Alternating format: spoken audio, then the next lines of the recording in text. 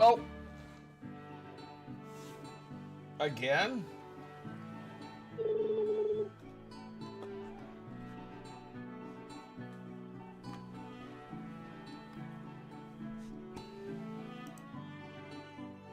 Ham Labs is now a huge deal. I'm going streaking. Artifi 25 hype.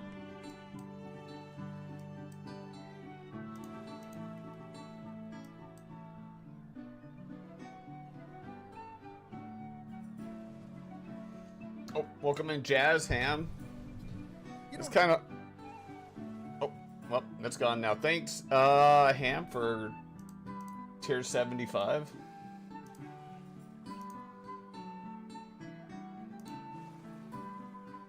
$18 months. 18 long months. Ooh, I got Chipotle rewards. Nice.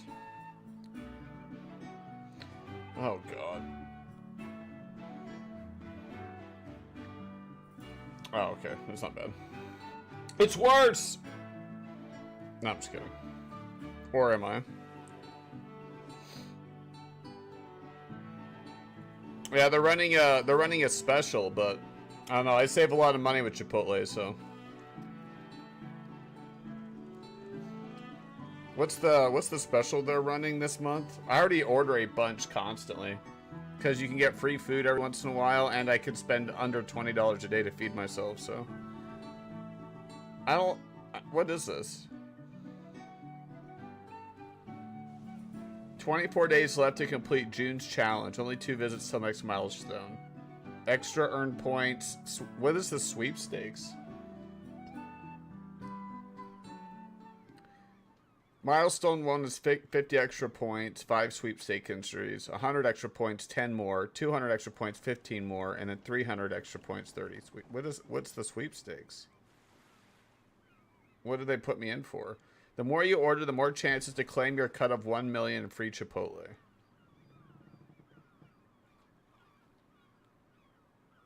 Wait, the goalkeeper milestones reset every month for more chances? What? There must be running a... Okay, must be longer than a month long then. They must be running like a...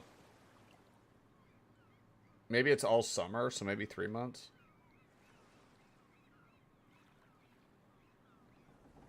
You entered? Nice, dude. I already order a lot anyway. This doesn't literally change anything for me, to be honest. The hot months? Oh, so any month that I'm in? Nice.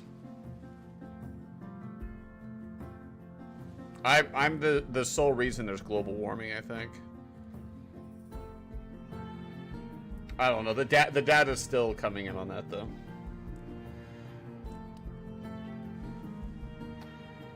Well, how much... If I don't know what the sweepstakes are. It says free Chipotle.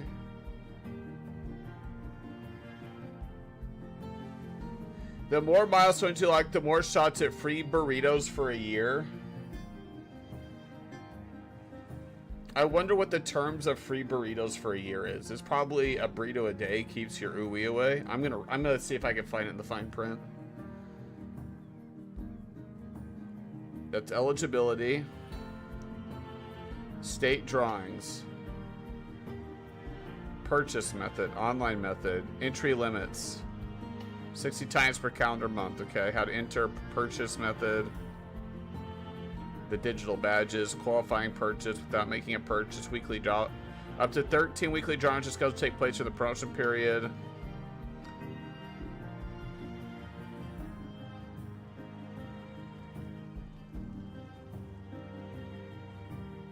Weekly draw. Wait, state drawings, weekly additional drawing terms.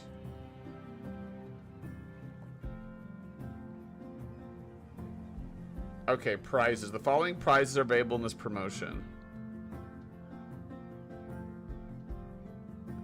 Are you fucking kidding me? That's it? I mean, I wouldn't be mad if I won, but I wouldn't. It would.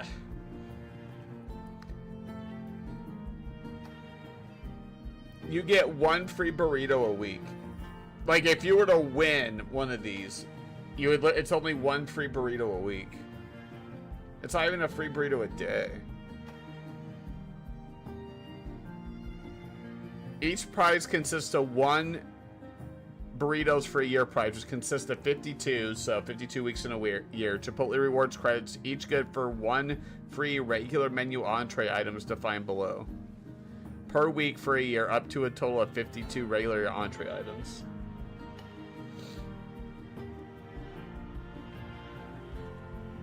I wouldn't be mad, right? But I thought it would be more, I guess.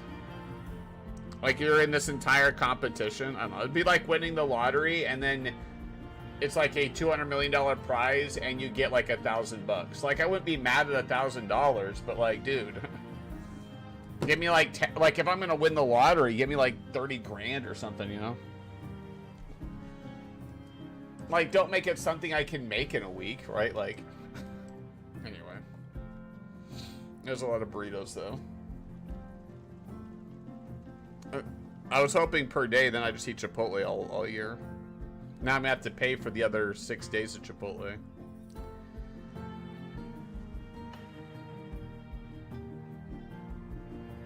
guys buying Tesla stock, or what's going on with that? Dude, I cannot believe how stupid. Well, actually, I can. I can believe how stupid people are. I never thought I'd see Tesla under $10 a share, but not after they announced that Austin, Texas is like approved their EV, their automated vehicle thing. I was like, oh well, I missed the boat on that one. I sold too early, and then it came back down today. I was like, oh well, you know, I guess I'll pick everything up then.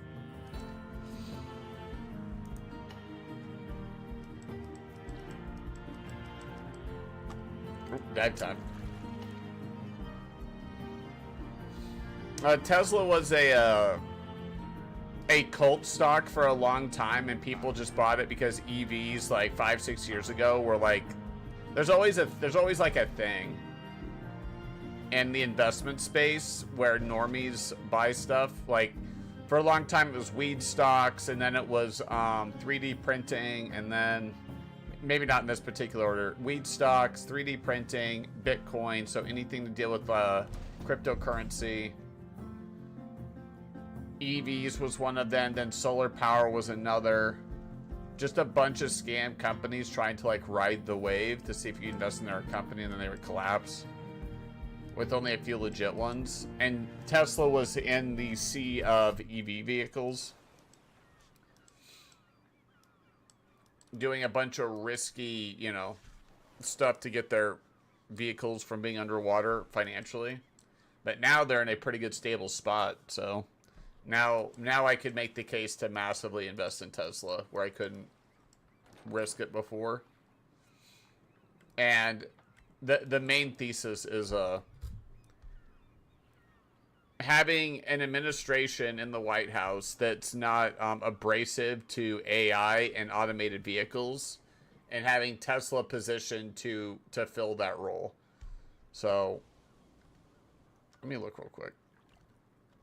Let me give it the old 1.5. And the nail in that financial, that's not a nail in the coffin. The wind in the financial sales of this was, when is Tesla testing its automation? Oh my god, I hit the fucking vehicles in Texas. I think even California approved it too. They've already been doing. Tesla's been testing its autonomous vehicles in Austin, Texas with driverless Model Y on public roads since May of 2025. The testing without safety drivers in the driver's seat has been occurring for several days. No incidents. These tests are part of preparations for a robo-taxi service launch with a tentative date of June 12th. Oh my god. So I literally bought a bunch of Tesla because of their little Fallout dumb thing. Oh, dude, that's gonna be a huge catalyst. I didn't know it was this soon. Well, this does say tentative. 10 to 20 Model Y vehicles operating in geo-fenced area initially for Tesla employees. Potential public access by late June or early July. That's awesome. Oh, hell yeah.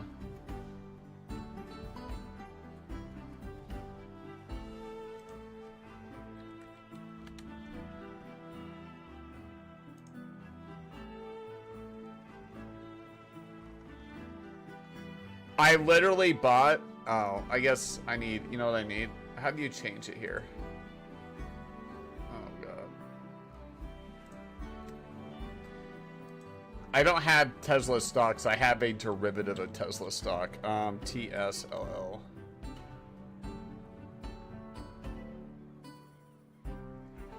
Is it TSLL?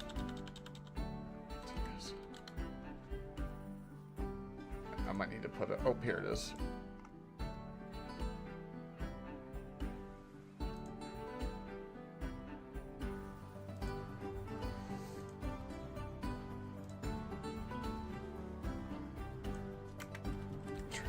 I don't know if it's going to pull it up in here, though, even if I do this.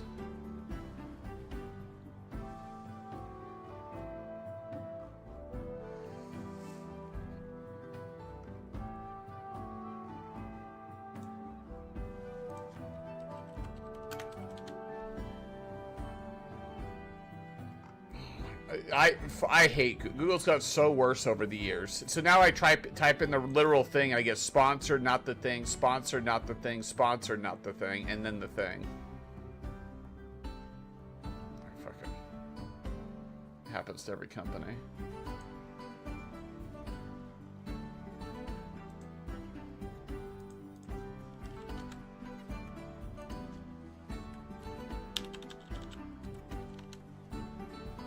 This might just be easier to do this.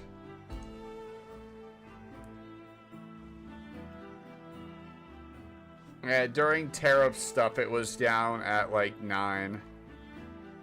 But this was before, and then this spike is them getting approval to test in Austin and California, their EV stuff.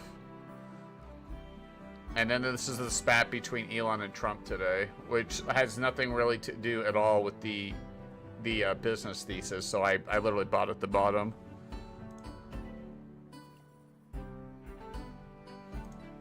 But it's a leveraged one, so it's more volatile because it's following the actual Tesla stock price, but it's way less expensive and you can buy it. But they're not supposed to be held long term, really. But yeah, that's what that was. Bow, bow, bow, bow, bow, bow, bow.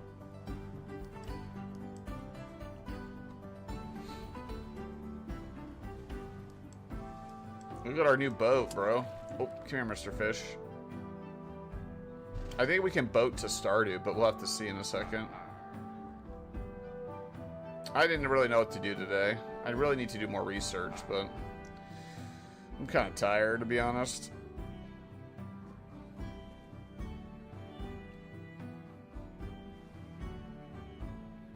Too many burritos.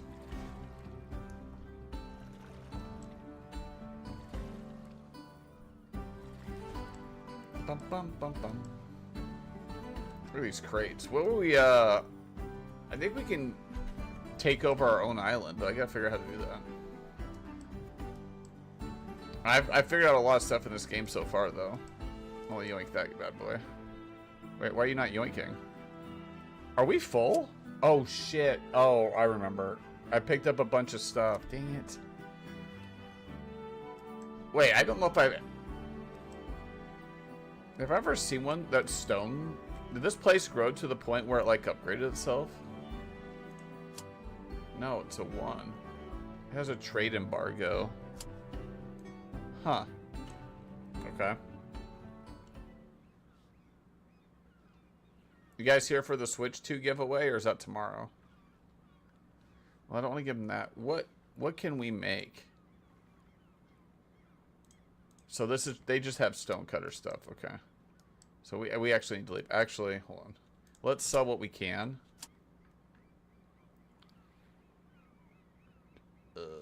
Do I want to keep this guy, the treasure, and walk the plank? We'll just keep him here for now. I don't want to look at it right now. I don't really care. Yeah, I figured out how to fix this stuff too. So that was really nice. So we cleaned all this. Oh, wait. No. So now I cleaned all that stuff up and sold it. You just right click it.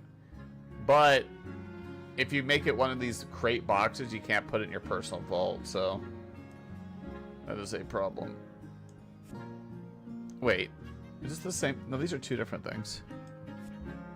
Those are just similar. save the cannon. Which is nice, is at least I can put the supplies in there. I wanted to try some other stuff, which is why I bought this. I have hops. We need to go make beer somewhere. This isn't the province for that, though.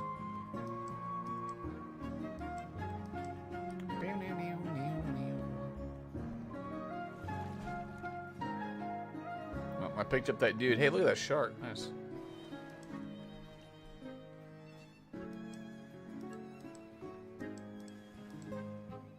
Oh. Oh. Oh. Oh. Oh.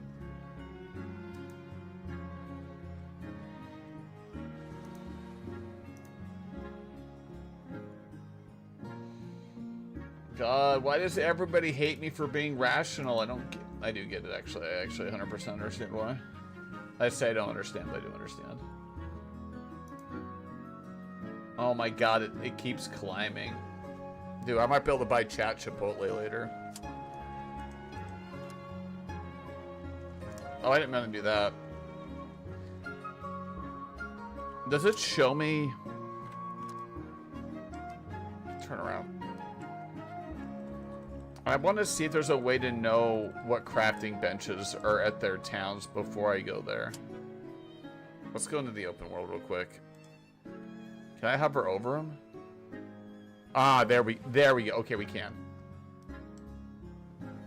Ah, sweet.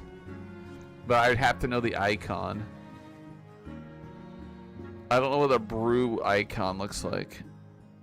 Oh, zoom in. It's probably that beer one. So let's do Fin 4.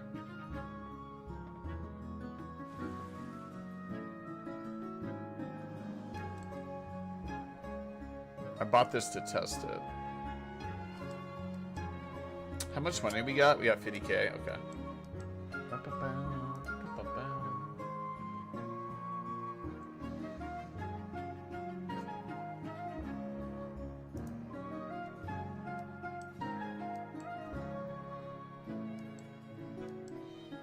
Anybody do a Switch 2 release, or?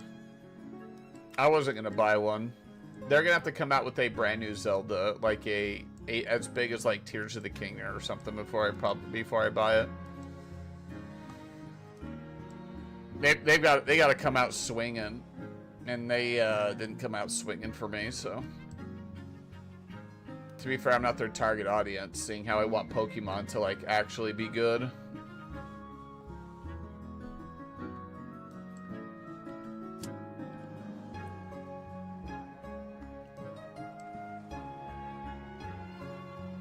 I wish I could get one of these as a Lego set, but there's nothing good. I've looked before. What I really want, like my favorite Lego set would be something like literally this thing. But it needs to look like this. And I don't have... There's like pirate ships and stuff, but it's not really what I'm looking for. But dude, that'd be my favorite. Maybe I'd have to go with a company that can like custom make it. I found a company that would that has like a sarcastic amount of like blocks like in a warehouse, and then you ask for something, they design it, and then they put all the blocks and pieces together for you and ship it to you. It's super expensive, but they give you like the schematics and plans on how to build it based off of your drawing or whatever. That's kind of dope.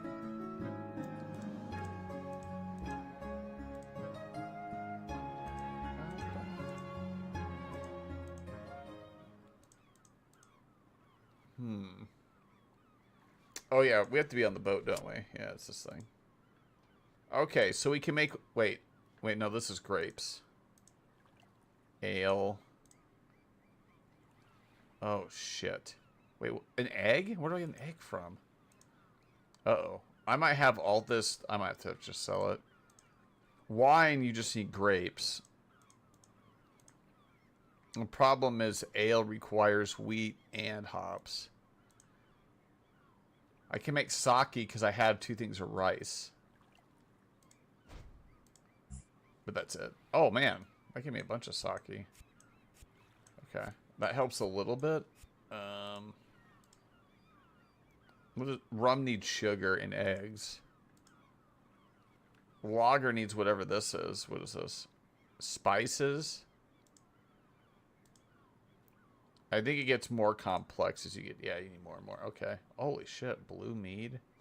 Dude, I want to make that. Is there a... Do we level up crafting or something?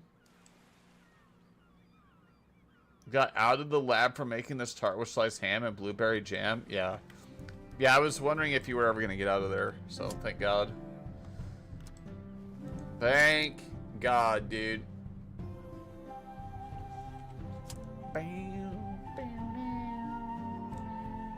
Do they... Wait. They'll pay a lot for sake because it's got the red bar, so that's 155%. That helps. I don't have to do this cooked meat. I wish I could store the hops somewhere, though.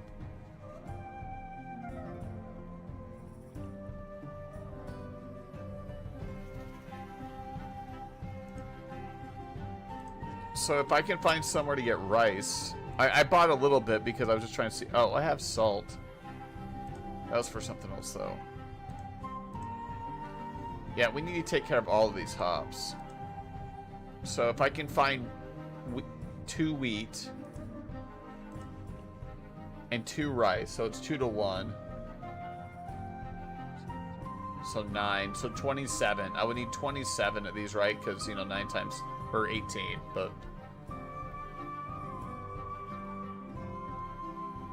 I meant 18, yeah, 9 times 2 is 18. That's just not 20. It's not, they don't need 3 of them, I need 2 of them. So I need 18 either rice or wheat. Okay. Actually. I'm just gonna sell this guy. I don't need that. I don't know what to do with the shale. Or coral. I can either sell it or process it, but we have to have a table to process it at one of these places. I don't have it.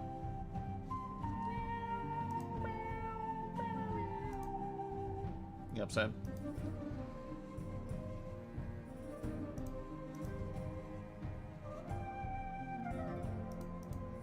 Dude, I think I pulled off the steal of a lifetime.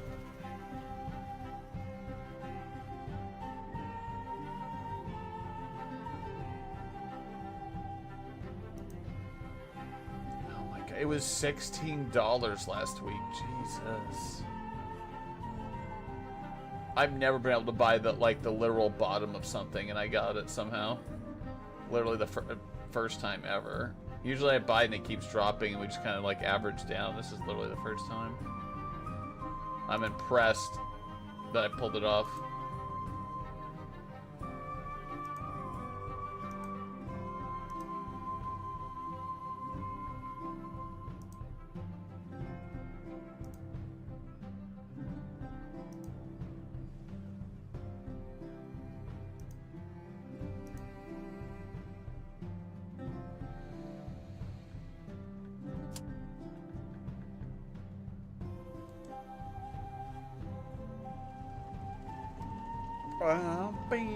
Okay.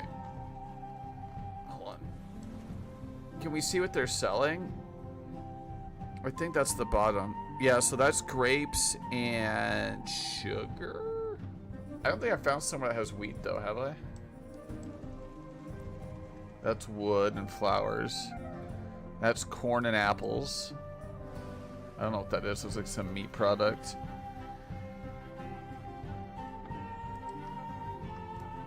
There's other places we haven't been, I'm pretty sure, though. Maybe we should do some exploring.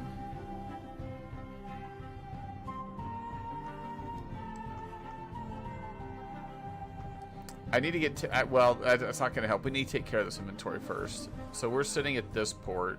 Why doesn't it show us on the map? Okay, whatever, dude. Whatever, dude.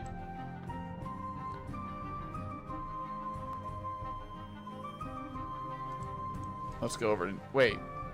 They have this? I wonder if we can take... I want to be part of this faction. I think I have to do other quests to do it, though.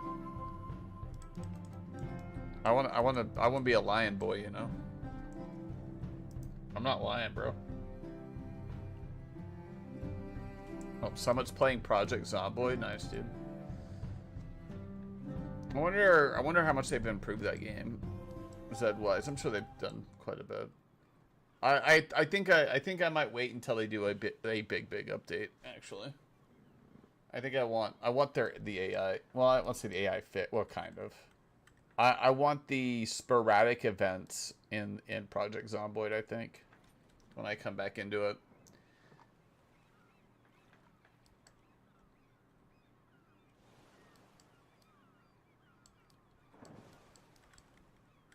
Which they've got some kind of with the animals that they added in the last update, but I kind of almost want like people to come in and raid your base, ish, or Zet, like run into like other survivors out there, AI running around doing different stuff, which is kind of the plan. Actually, when's the last time they posted? Long projects like this worry me just in general because people get burnt out. Oh wow, they didn't post. Maybe they stopped putting time into all these. I mean it's work into the news every month. I mean somebody has to literally sit down, copy paste, write the whole thing. Let me check him on Twitter. Indie Stone. I thought I was following them.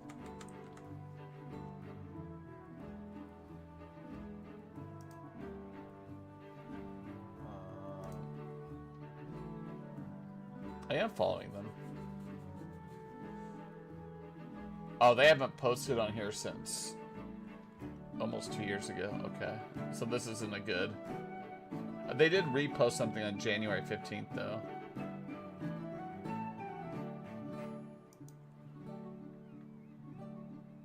Who is Lo Zhang?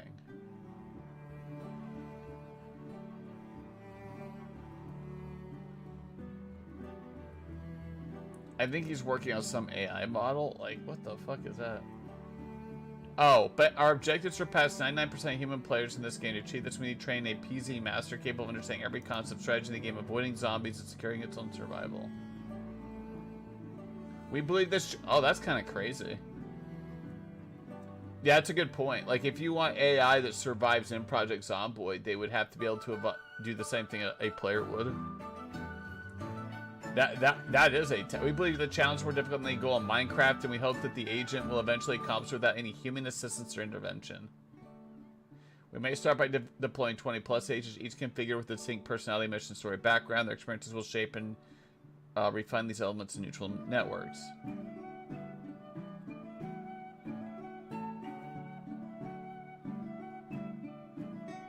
I wonder if when's the last time he posted? An easy way to copy human reasoning.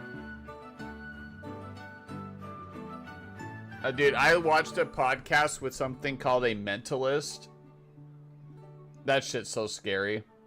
Like, people are just so predictable, but this guy's been working on it for... People would call it magic.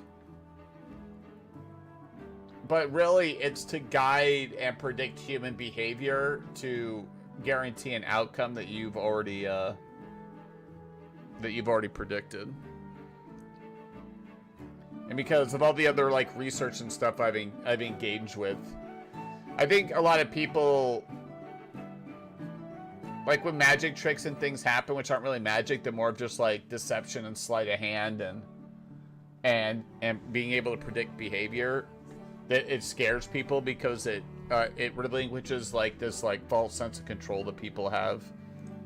So if they acknowledge that people can come in and manipulate them, they abstractly acknowledge the fact that that they don't have as much control over themselves as initially thought. So people always blame something else, like somebody looked up your PIN number. Yeah, somebody must have told you my friend's name, stuff like that. The whole defense mechanism.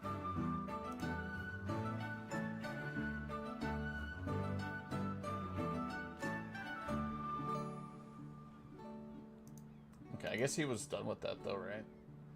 Okay, well he reposted in May, so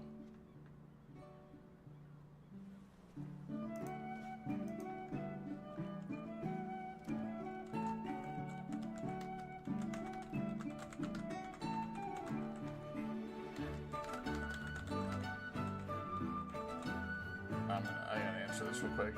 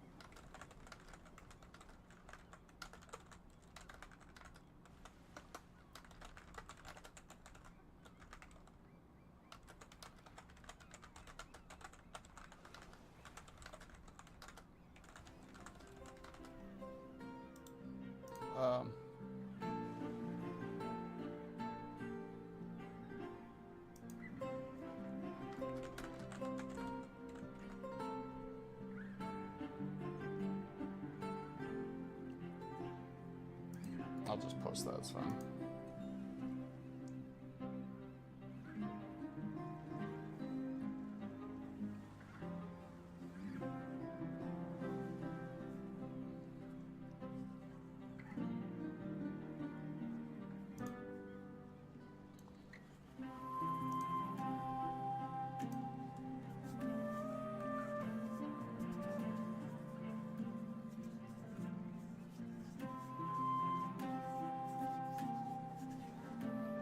Bum, bum. Okay. Actually, BRB, real quick. Oh, I see.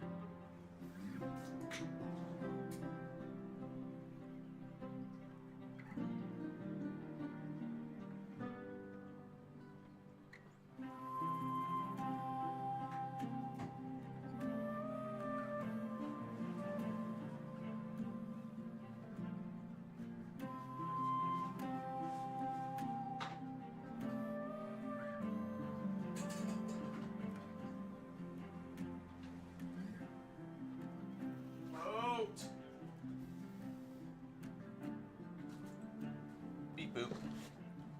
Beep boop. Don't forget to beep your boops, okay?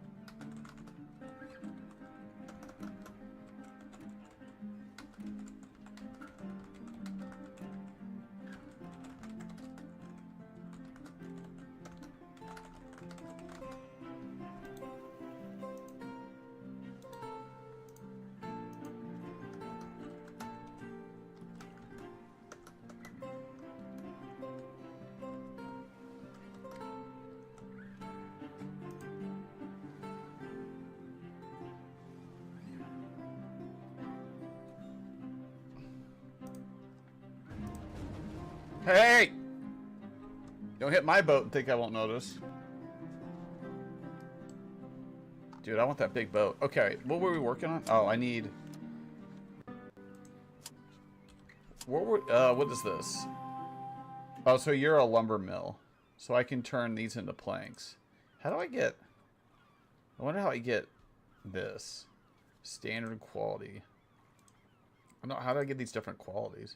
Because the only logs I've ever gotten are these little twigs, and I have to fish them up or dive them up. So I'm not really sure. Is it the lumber mill's the only thing here? Yeah, okay. Oh yeah, we were sailing out of here, weren't we? Because we need to go pick up some stuff. Because I need to get rid of half of my hops, bro. I can't help it. We gotta fish though, you know. That's how we get more supplies to build these towns up. Arr. Yeah, that's true.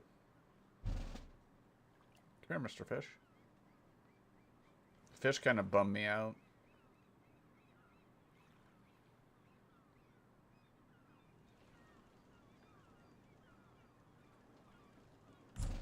No! Dude, I hate that. I hate that we drift too far somehow. I have no control over the boat. Wait, is it not here no more? Maybe it went away. No, that's R. I'm not fucking with that one. Oh, dude. I mean, I guess I always say I like it when the stuff blends in with the scenery, though, which is true. But I couldn't even see it when we were over it. Hey, hey! You piece of fucking work, bro. We're doing a diving operation, homie.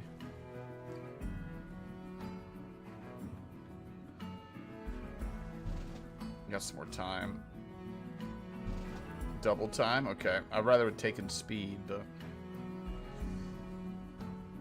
Dude. Dude, this is all time. I think there, you always have to get a crate, but... We could have got double speed, double crate. Now I got two things up here. Ooh. What are you? You lose 1 damage at 5% accuracy is pretty good. You lose whole armor but get more damage and accuracy with that. This is just... Yeah, we'll exchange that. That's fine. That's actually a pretty good upgrade. We'll take that. If I get this... I need to switch factions somehow. Because then we could get the red line flag and the entire thing would match. Otherwise, I have what looks like the white flag of surrender, which we don't surrender around here, chat. Well, I don't, but maybe you guys do. So I need... Wait, isn't this where we were? Wait. Oh, shit. I lied. That's why we were here. We were here to buy the sugar. God dang it. I got distracted and, well, almost left. We're just gonna flip it. Then, ooh, we did. Dude, welcome in, Kels.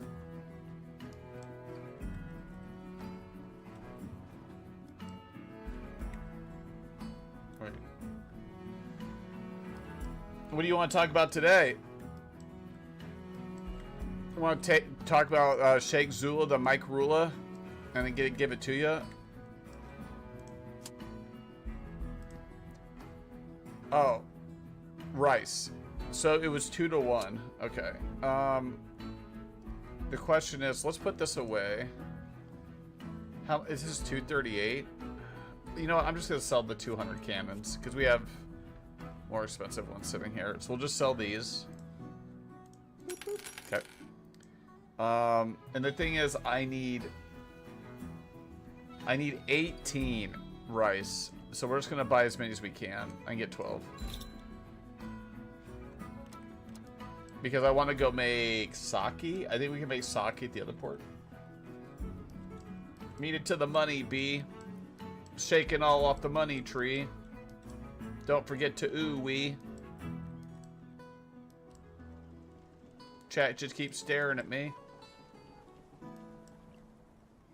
Yeah. Word to your mother.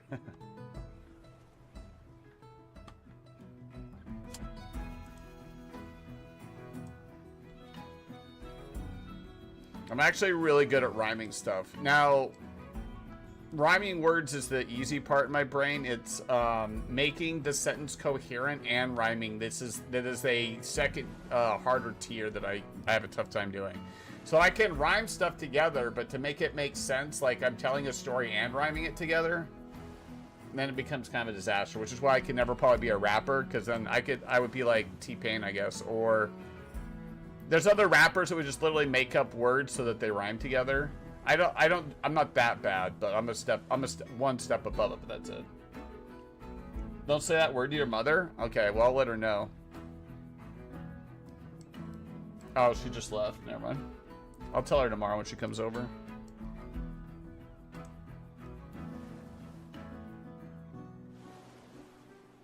I did see I was your top clipper, yeah.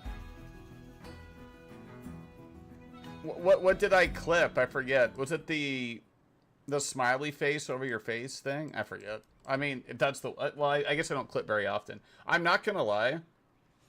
I am an S tier mod. I am a way better chatter and modder than a streamer. 100%. Like when I clip stuff, I'll make sure it's clipped in a nice way. That's like people clip stuff and it's the whole minute. Like I'll go through and I'll spend the 30 seconds to like clip it so it makes sense. Like I know what stuff to clip, right? Like I'm actually really, really good at it. I just don't do it for anybody, right? Because I'm either, you know, doing my personal stuff or streaming, but I'd be much better somebody's main support mod than streamer for sure. Like I can stream, but feel honored. Yeah, you got a little taste of my clip nasty, so I'm like Cozy's really good too. Like Cozy's probably another one that's really good. She's really good at well, I don't know about if she goes through and get stuff, but she'll at least get the moments and things. So she's really good, and she's pretty good at naming them as well. I also think I'm S tier at naming clips as well, where the title makes sense and the context usually makes sense too on top of it.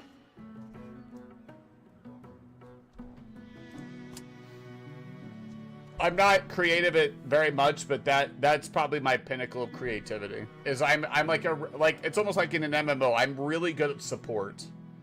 Like I shine the best when I'm supporting somebody else. Which I joke around about my ego, but I actually don't like being in charge. I like to be one under in charge. I like to support somebody to do whatever they are doing the best of, and then I want to bridge all of the gaps and then fill in all of the pitfalls for that person, because I can see problems before they exist in ways that other people can't. So that's best for me in a support role. So like in Game of Thrones, like I would be Tyrion Lannister, right? Like I'm not necessarily good at like doing speeches or like fighting, but putting in a plan in place and being massively successful and making sure everybody else is set up for success is literally my strongest suit. I'm a very intelligent worker bee. The thing is, like, I usually find myself in positions of leadership because I get so frustrated with not being able to control other things. Like, what'll happen is idiots will be in control of different pieces of this, and I'm trying to fix the whole process, and I don't really want to be in charge, but this person's in charge of this part of the process, and in order for me to actually fix it, I would have to be that person, so I end up stepping up and taking that role, and now, instead of being support, I'm in a leadership role. I'm like, fuck. It actually happened in World of Warcraft. It's like, I just wanted to play the game, and then I was an officer of, like, a class, and then the person above me just kept fucking stuff up and wasting like hours and hours of 10 of my guys' time and my time. I was like, fuck it. Like, if you're gonna waste 10 hours a week of my time, I might as well just like take over that position, put in 3 extra hours of time a week, and then save myself 7 hours on the back end, because you're just wasting all of our time by being stupid, not working, not caring, right? And then also not, like, you know, 2 years later I'm the guild master. I'm like, god damn it, this is not where I wanted. This isn't where I wanted to find myself. So now I have a second job in a game because I was tired of my time getting wasted. But...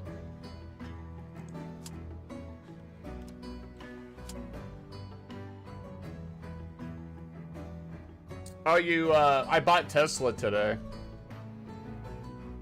The stupid drama Fallout thing that the media's been pushing for forever between Elon and Trump finally actually happened.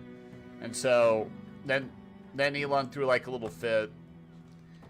I don't know. I actually have a pretty good take on that, which is actually, of course, I find myself counter to everybody else's take on something. Like, so this is how I look at stuff, okay? I support ideas and actions, not people. So, like, if Trump does something good that I support, then I will support Trump in that thing. But if he doesn't do something that I like, then I will not support Trump in that thing.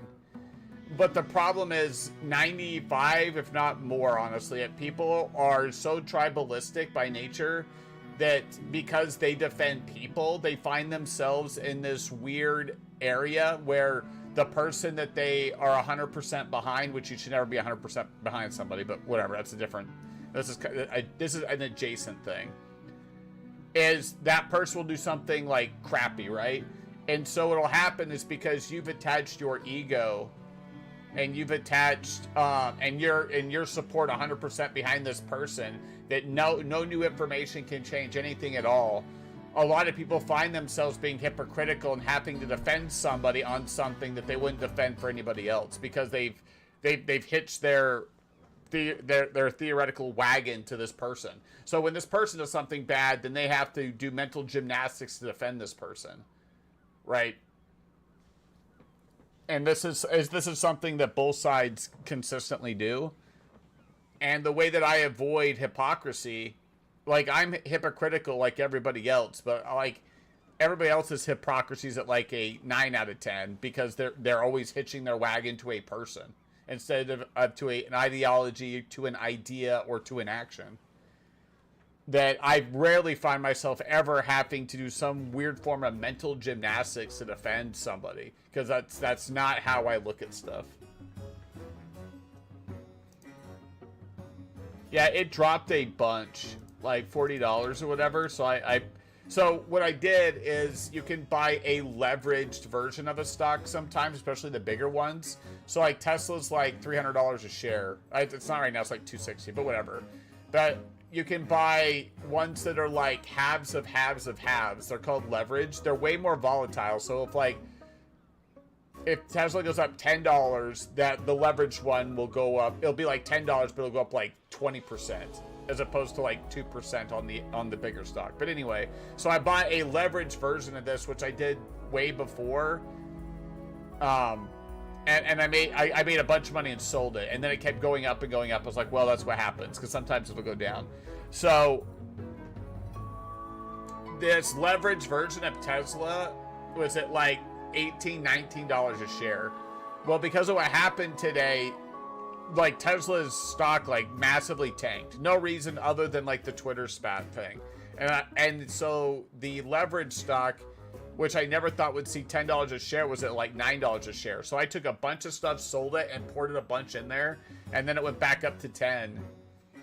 And then it looks like they might work stuff out today, or tonight, or tomorrow. And then so Tesla's stock's probably going to go like with the leverage one back to 13, 14, 15. And I have a bunch of money in there. A bunch. It's also more risky though, so. And then like I talked about this earlier, but a TLDR is like back in the day, like 3 or 4 or 5 years ago, Tesla was like a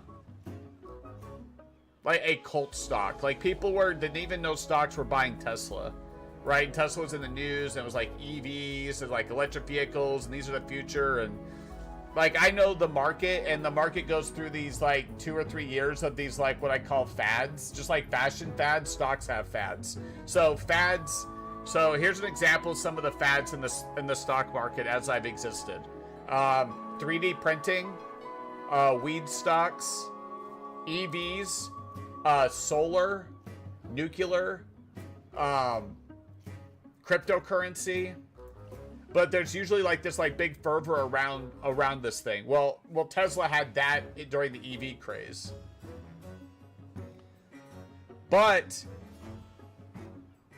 because this administration is a lot more positive towards AI and autonomous vehicles, I like Tesla's business case a lot more this year than I ever have in the past. So before I was like, what Tesla was doing was innovative, but it was super risky, right? Like not a lot, there weren't these charging stations out there that they needed. Like they needed to put in like years and years of infrastructure and kind of prove their business, right? Because other electrical vehicle companies had failed in China and like Korea. And like there had been like a lot of it. It was expensive to make the batteries and the infrastructure wasn't in. But now the environment's a lot more positive towards EV vehicles and to Tesla specifically. And the biggest one is the autonomous vehicles. So California, and I just looked it up at Texas. Texas is running a pilot program in Austin of 20 vehicles, like in this square, like 1 or 2 mile range of driverless Teslas, just driving around for data, so that they can get the approval to move it towards the entire city as a proof of concept to move it to whole states. So what I'm saying is like we're pretty close, I think, to having like actual autonomous vehicles on the road that aren't driven by anybody. And Tesla's the #1 maker able to actually take advantage of that. And so the ability of Tesla to grow past just selling a car is like exponential now, because they can take over Uber, Lyft, taxis, right? Like it's clearly way less expensive to have a driverless car drive you around than an Uber driver, because you don't have to have the person there. So now I'm much more positive business-wise towards Tesla than I was in the past, because I believe in their business model and growth model much more than I have before. It's not that it wasn't there. It's just like it's a lot more. I can visualize their business in a more tangible way than I could before. Because at some point, like you hit market saturation. Like you only need there's only so many people in the U.S., right? So there's only so many people that want or even can afford or have the structure to have an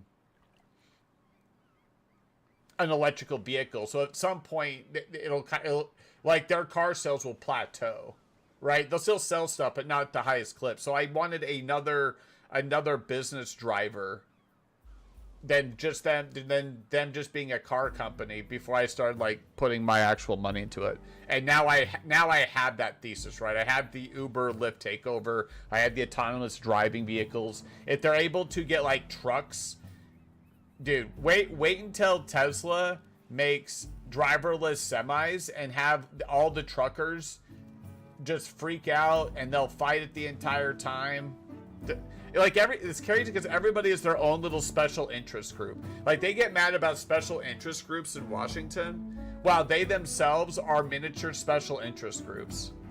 So like teachers never want you to get rid of the Department of Education, right? Or truckers would never want autonomous vehicles because you're taking their job, right? Like people are inherently abrasive to change, especially if it affects them, even if it's better for everybody else.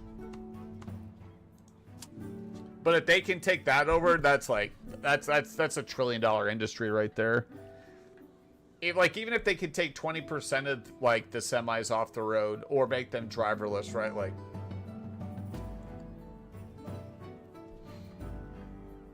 oh yeah, we're brewing. Oh, we're brewing.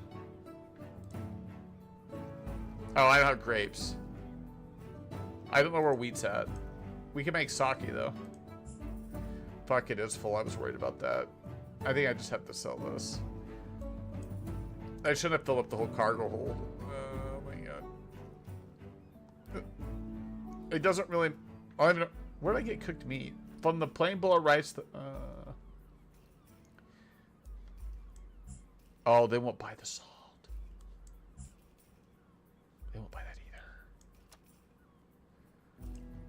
They will buy my hoppies though. To be fair, if I actually sell 3 of those because I didn't even get enough rice to make sake out of it. Oh, make a profit from trading. Oh, that was my quest. Oh, that's super positive. Okay. Holy sake, look at all that. Dude, we couldn't even... I did the math correctly on that. It was 2 to 1. 2 to... Oh, I guess it is. 2 to 1, 2 to 1, 2 to 1. Oh, okay, yeah. We just don't have room. Okay.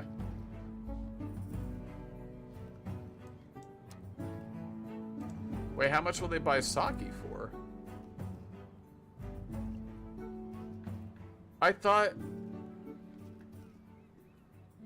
Ale.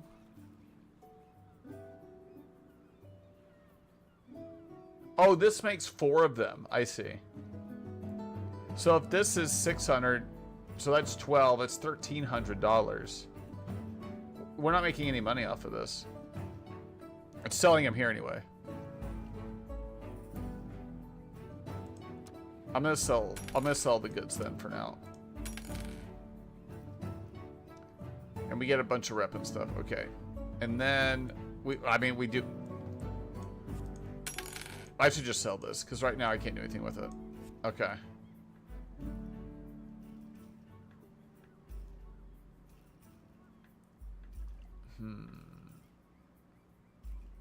Bid offer 326. Subtract 11% tax, right? And then pay D. Okay. All right, let's go.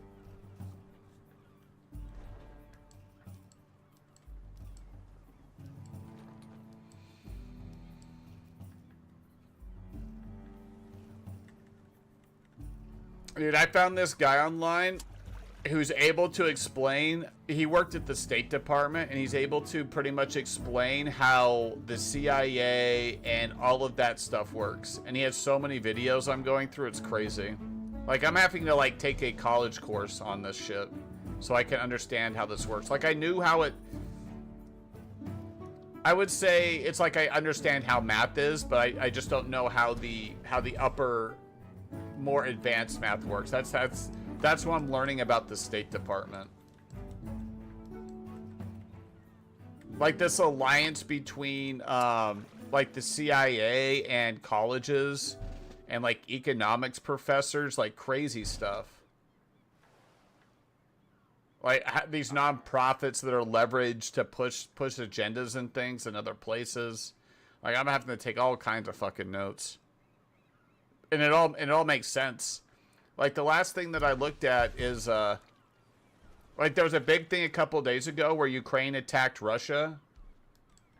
And it was like, hey, the Trump administration has no idea. But Mike Pompeo, who used to be Secretary of State back in the first administration, had literally gone with somebody else to Kiev in Ukraine. Oh, it was Senator Lindsey Graham, like literally the day before they did this thing. And I don't believe in coincidences. Because there's just a whole thing on Twitter about Lindsey Graham spending like 400 grand to go to Ukraine, and people are like freaking out about it, which they should be. One, why is there a senator over there when we have... That's literally why you have an entire State Department. They're supposed to be dictating foreign policy. The foreign policy is the executive branch. It's not the legislative branch to be going over there. There's actually an entire law around it that you're not allowed to do that and circumvent the foreign policy of the executive branch.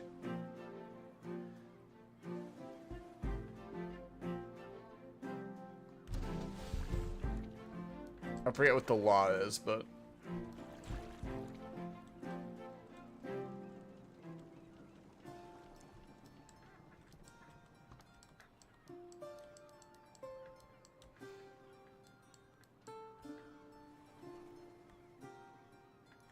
It's crazy how many bad actors there are in the government that just, like, pretty much don't do what they're told.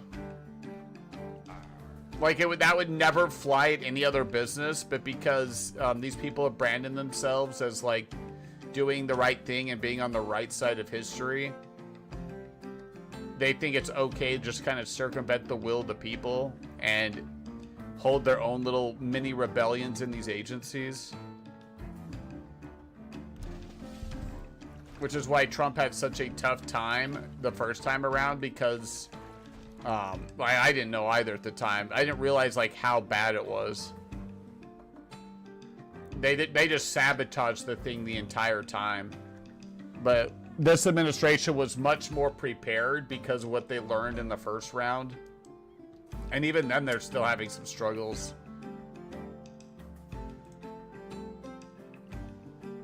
Like, I was pretty disappointed by a bunch of stuff that didn't get done in that first term. Like a lot of people were. And while I do understand generally why some of that stuff didn't get done, it did highlight the massive wall you have to get over, bureaucracy, to get anything changed. Like right now, we're dealing with a problem that we've had forever, is attaching 50 different things into a bill, and then that way nothing ever gets done because you have to support this bullshit that you don't want because it has things that you do want in the bill. I've talked about that before. Well, they'll name it something, and then it will literally do the opposite, or have a bunch of things that don't have to deal with the bill at all. And then that way, if a senator votes for it, they're like, "Oh, you voted for the shitty thing," or if they vote against it, it's like, "Oh, you voted against this good thing," because they're all fucking bundled together like we're selling something, like a bundle package in a game. We're gonna bundle all this stuff together, and I don't want half this stuff. But now I have to pay way more for this thing to get to the things I want. Now I'm getting 9 things I don't. And then they can use it as a weapon. Then they can weaponize it down the road during election season. They're like, "Oh, this guy voted against veterans benefits." Well, that veterans benefits bill was like one thing of veterans benefits, and then 7 things to Indiana, 10 things to Ukraine, 4 subsidies to China. And you're like, well, of course I voted against it. Like,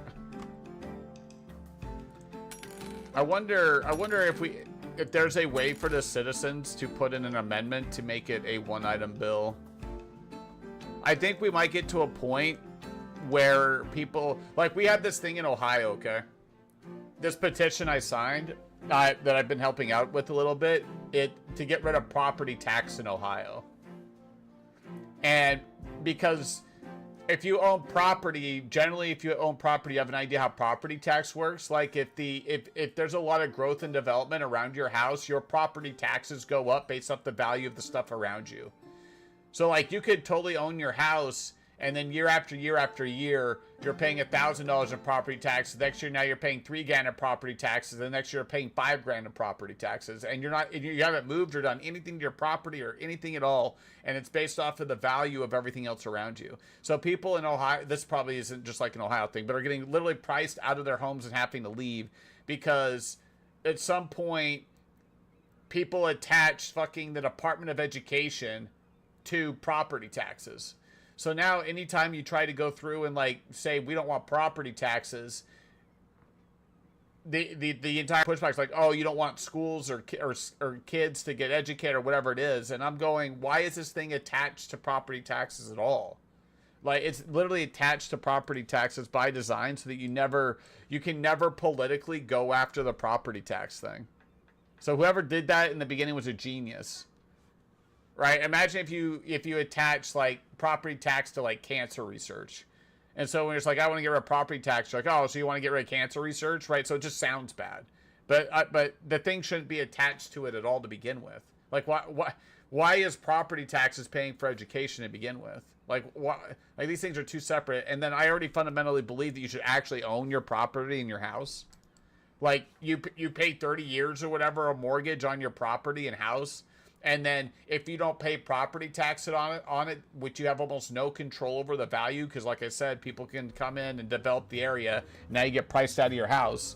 Then the government can just take your entire fucking house and property because you're not paying. You're pretty much effectively paying rent on your house still. Like you never actually own your property, which is an actual ridiculous premise. And then people's like, well, how do you pay for education? Well, you figure out another way than attaching it to people's fucking hard-earned property. I'll tell you that. I guarantee, like, people are smart enough to figure it out. Maybe start with why education's so expensive to begin with. Nobody ever like, why is college so expensive to begin with? It's always, oh, we can't take away funding. Well, why is it this expensive to even, like, what are we doing? Oh. Where are we going? How do I get uncooked meat?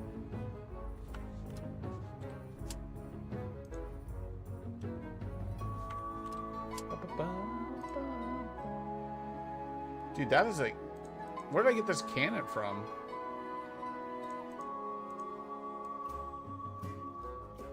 Gets you so mad. Yeah. So what's going in Ohio right now is a bunch of citizens are putting it on the ballot for November.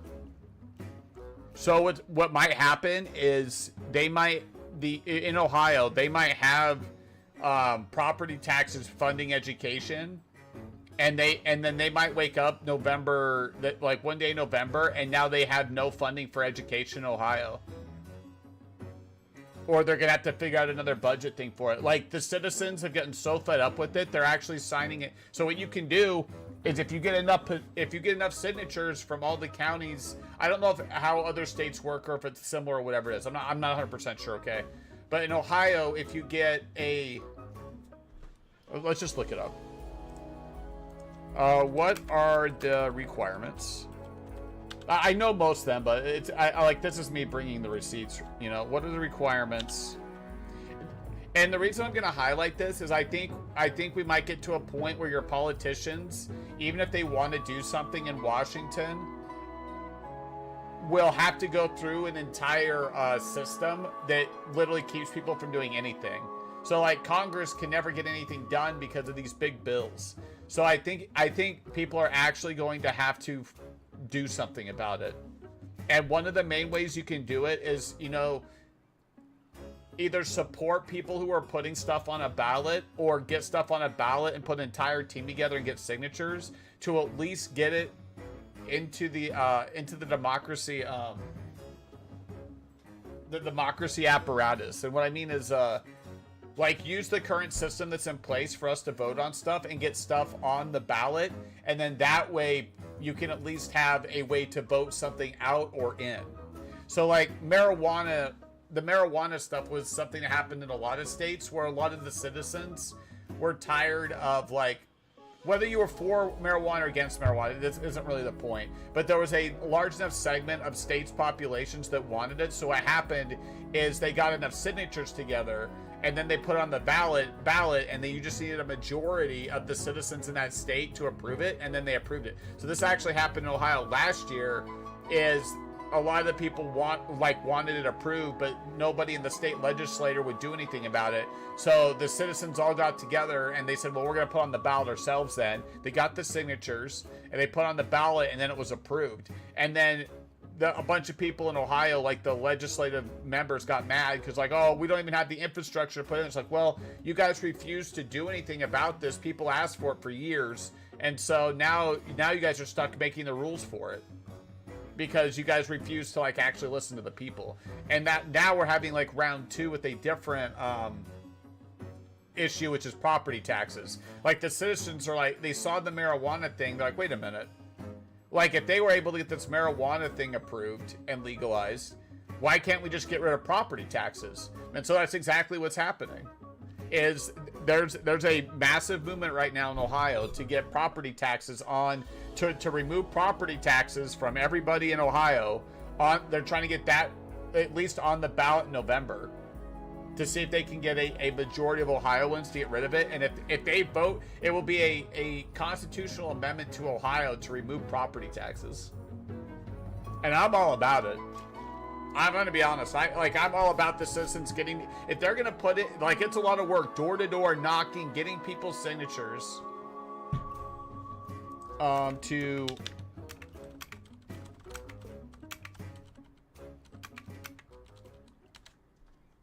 come on, Gronk. It still costs your life. Yeah, like, you never get to get rid of the financial anxiety of your property. Collect signatures equal to 10% of the votes cast in the last gubernatorial election. So actually, now that I see this, it's actually kind of good that people hardly vote, because then you need way less signatures to get stuff on the ballot. Because if it's based off of, like, the amount of people that voted last time, and you're taking 10% of that. Oh, here it is. Signatures must come from at least 44. So you need a 50 plus. Yeah, signatures would come from 44 of Ohio's 88 counties. So if you can get half of the counties to get this 5% of the gubernatorial vote from those counties. So, well, we'll just make it easy. If 100 people voted in one of these counties, okay, and you want to put something on the ballot, you would literally need 5 signatures. from each of these counties, right? Obviously, the numbers are higher, right? There's probably thousands of people, right?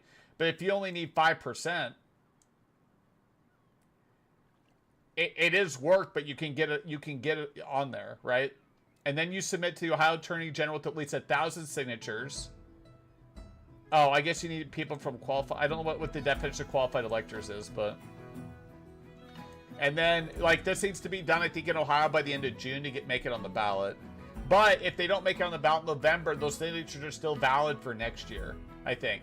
Right? It's not like they have to start all over. I think they still have more time. They just have to do it next year, but. The board ensures the measures comply, which would happen if approved petitions begin collecting signatures submitted by, oh, there it is, July 1st, 125 days. The measure goes directly to voters requiring a simple majority, 50% plus 1 to pass. So it looks like you only really need 124,000 signatures. This is based off the 2022, but it's probably around the same, right?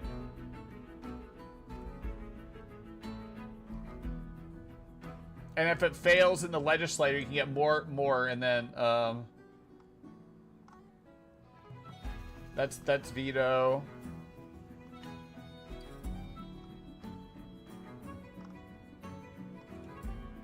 Okay.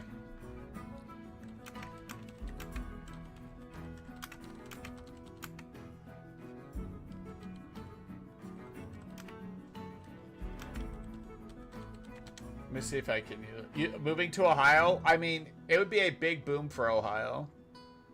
I think Florida's actually trying to get it removed as well. Like, I think they're trying to work on like, I think instead of doing a petition, that the actual legislators and governor of Florida are actually actively, from what I've been hearing, I've actually been actively working to try to figure out how they can balance the state budget and remove property taxes. I don't think Florida has income taxes, and I think they're trying to get rid of property taxes, which is crazy. I don't know how they're going to do it, but.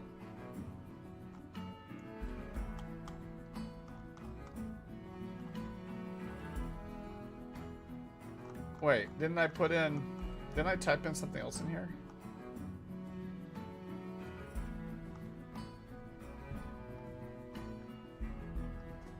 A decent property? Yeah, probably. Like outside of one of the major cities.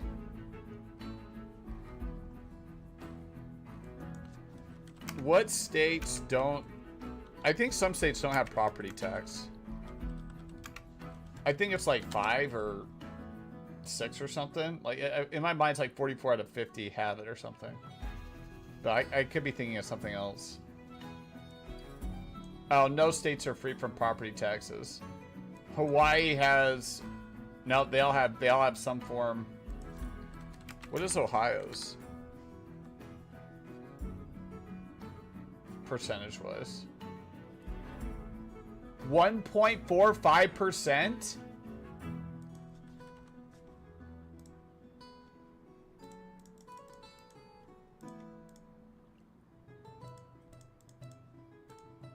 Dude, if you have a 400 grand property, it's fucking almost 6 grand in property taxes.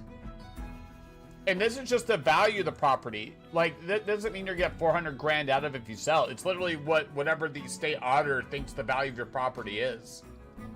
There's a meme I saw. Oh, can I find the meme? Property tax meme. Oh, here it is.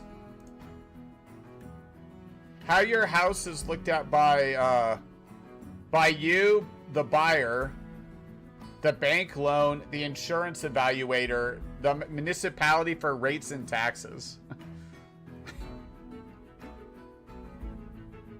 So the buyer undervalues it a little bit. The bank loan thinks it's a fucking boarded up house. The when something happens to your house, it might as well be a fucking tent. But if they're doing it for rates and taxes, it's a massive fucking mansion. So this is what I think of, like, when property taxes, this meme right here.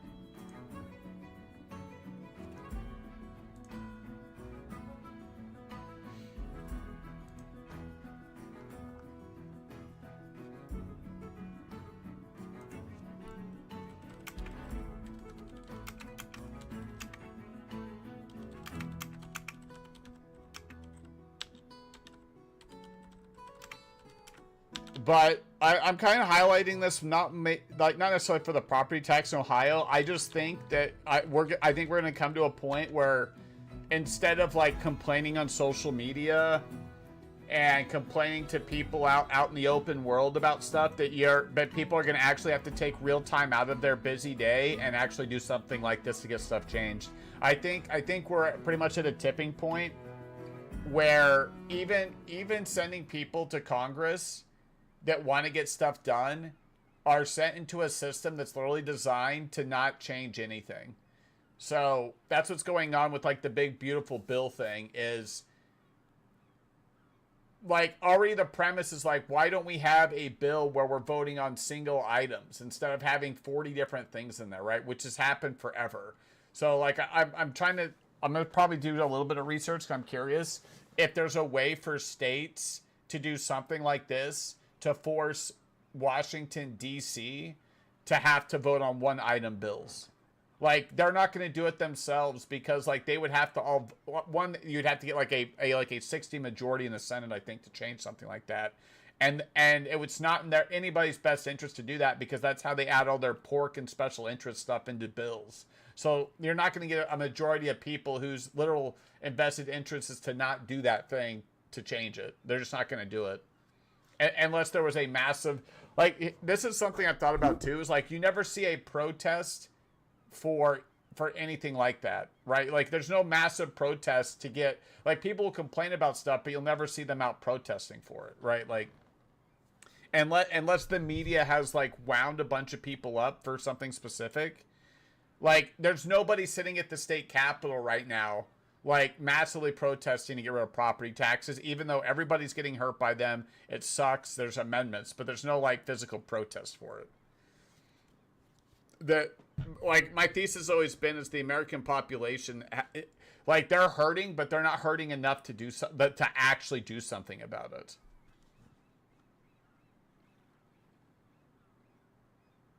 Yeah, so they're putting this in the Ohio Constitution. No real property shall be taxed, and no law shall impose any taxes on real property. Defining real property as land, crops, buildings, and permanent improvements. The petition stems from widespread frustration with skyrocketing property taxes driven by recent reappraisals, cite 32% average increase in home values in these counties. Value rose by $107,000, increasing your tax bill. The amendment would eliminate roughly $20 billion in annual property tax rate that funds schools, 80% or 70%, police, fire departments, libraries, parks, and other services. Supporters suggest alternative funding mechanisms like user fees or complete overhaul. I think school funding needs completely overhauled. And like this would like force them to actually do something. Like you're pretty much like pulling the fire alarm on it. You're removing the almost all the funding for it so that, like, honestly, one of the best ways to get stuff reformed is to pull the funding for it. Like it's one of the best levers to pull on anything. Like if you want a business to fail, stop buying that game, stop going to that business, stop giving your fucking ex-boyfriend money, then they'll stop. Like, just stop funding the thing. It's one of the best ways to get things to change.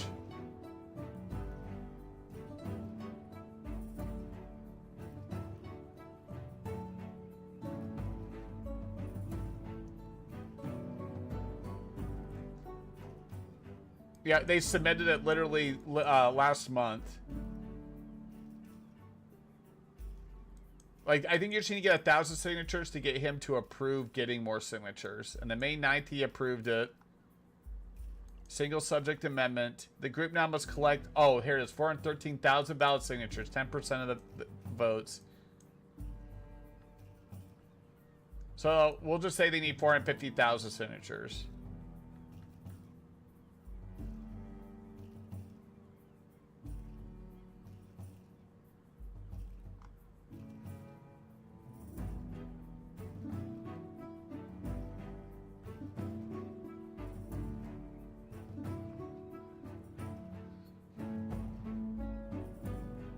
Okay, but yeah. But I wonder, let me ask Gronk.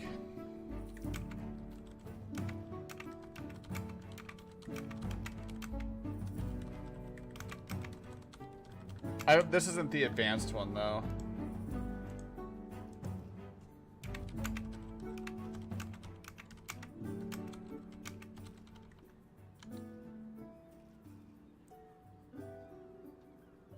There's like little known things in the Constitution, like a convention of states where 2/3 of the states can get together and they can propose like a constitutional amendment.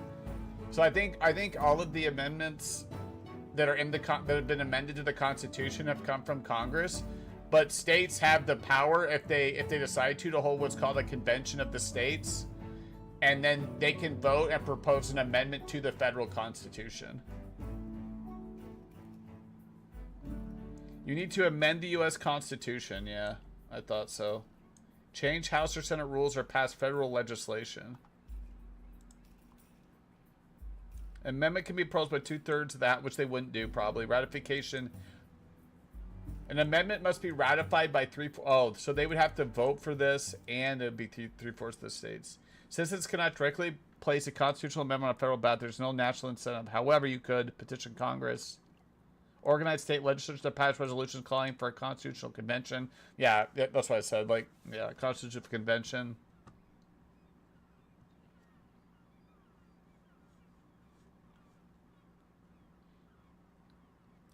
Only 27 amendments have been ratified in U.S. history. Yeah, but once you have a convention, that they can propose other stuff too.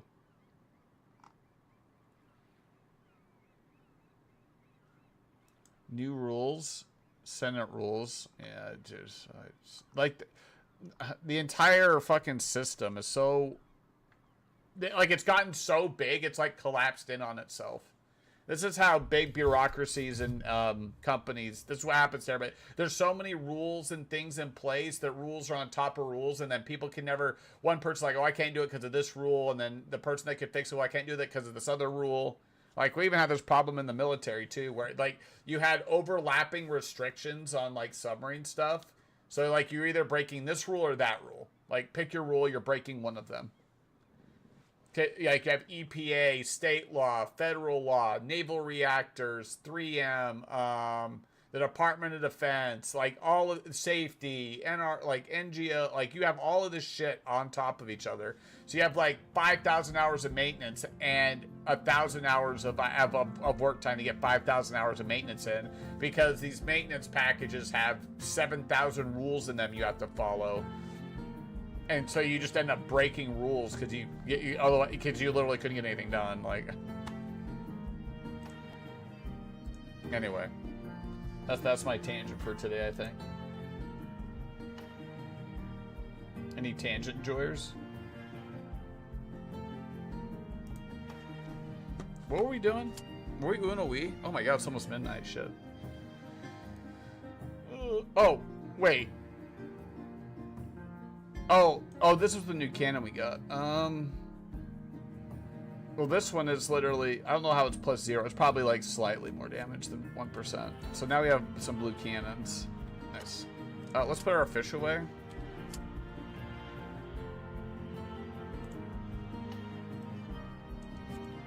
Pull up these logs.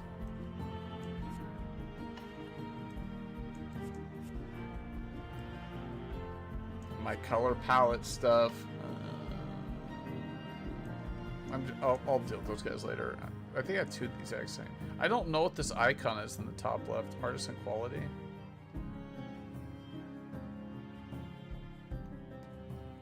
I just don't know what that gear. I see what it says, but I don't know what it means. I don't think those platings. I only care about mobility. Ooh. Well, it's more armorless hull. We'll just sell that too. Okay, and we'll sell that guy. All right. Okay, then we need to find somewhere to sell the sake.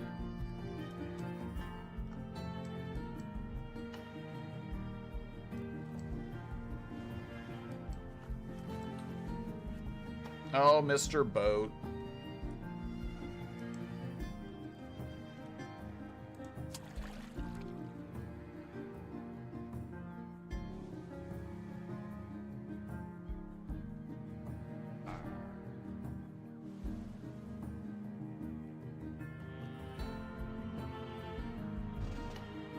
Oh, this would be double boxes. Uh-oh.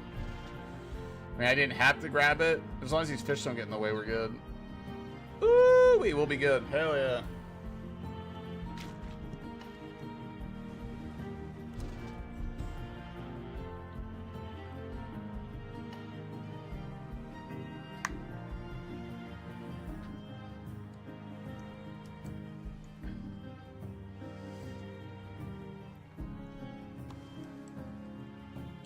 Who did we pick up? Another cannon. I mean, we're not going to take negative 17% damage, I'll tell you that. Okay. Believe you me. Oh, the simple economics quest we got done. We need to probably pick up some more of those.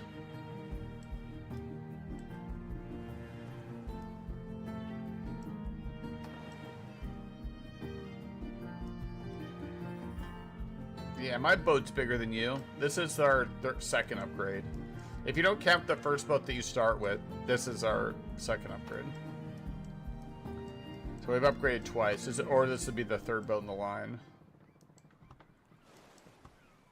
I think the other one's like 200 or 300k, if not more. So that's why I was working on doing some trading.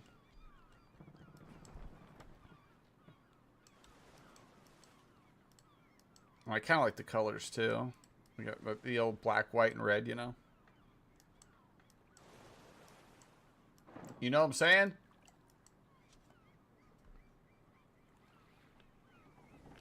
Do you know what I am saying? Yes, we know what you're saying, Butters. Thank you. Oh, fuck. I hit the wrong button, didn't I? Oh, no. We just want to go here. The thing is, I don't know if we know what's sold.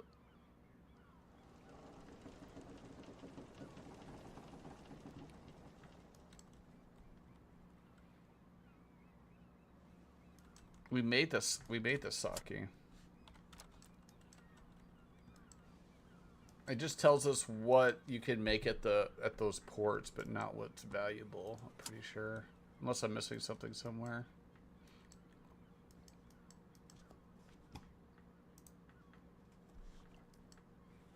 What is he doing?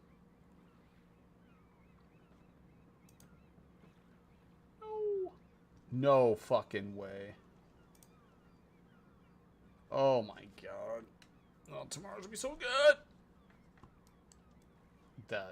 What an ooey, bro. Up 12% overnight. I might just keep some of them, to be honest. Wait, we named this after Starling. We were able to make our own thing, and she was the only one in here the other day. Well, not the only one in here, but the only one that the last person that had been vocal in here. But we set up this little city called Star for the ooies, you know.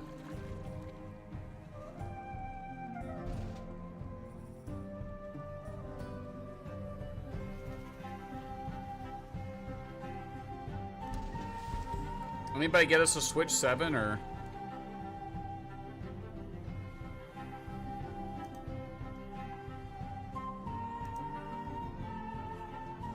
Let me know if you guys get a Switch 7 or not.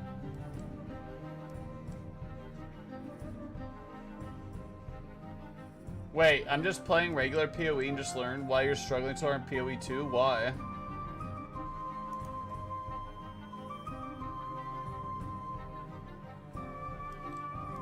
Wait. You got you a Switch 8. Thanks, man. Appreciate it. Were you not using the skills? I'm so confused. Like, PoE 1 and 2 are pretty different. Like, they're the same type of game, but they're structured differently. Like, there's clear similarities, but, like, they're two different games, really. Like, they share systems and inspiration, but the reason they didn't go from PoE 1 to PoE 2 and shut down PoE 1 is because they want the two games to be different. So...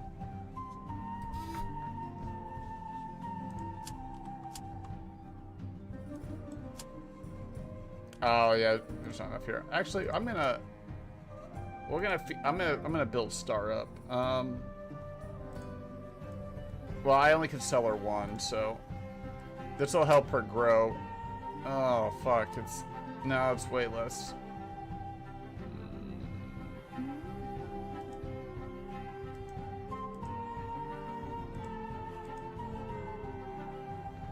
$292. No. What can we buy? I can buy more hops. Wait, I can buy rice here too? Oh, it's expensive. Actually, I might buy a little bit of sugar. Let's buy 4. See how it's green, so it's discounted. Wait, they'll buy the sake.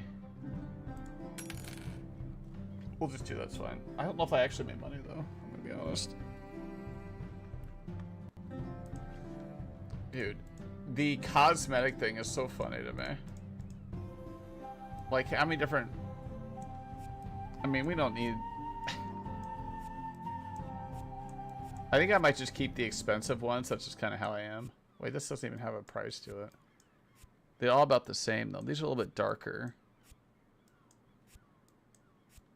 That's like bright. That's about the same. We'll get rid of that one. It's kind of funny. So like this can go. This can go. We'll do dark green up here. Like here, you're trying to fine tune your ship. It's kind of funny. We're gonna sell those. Wait, I want the more expensive yellow here. Oh, we have this. These two though. It's more of a gray. Bam, bam, bam. Bam, bam, bam, bam. Oh, okay. Will she buy this? Or not she. Will this town buy these? No.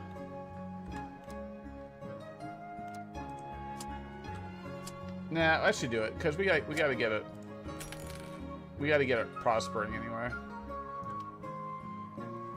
12-minute cooldown on it, real lifetime.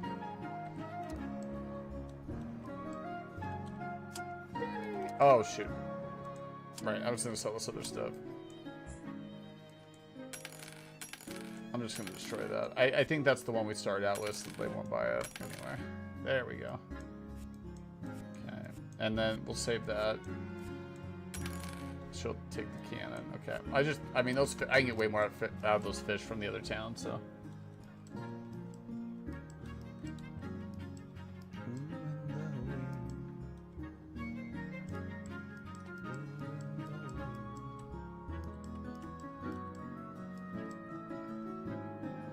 Boop. Beep. Boop. Boop. Boop. Beep.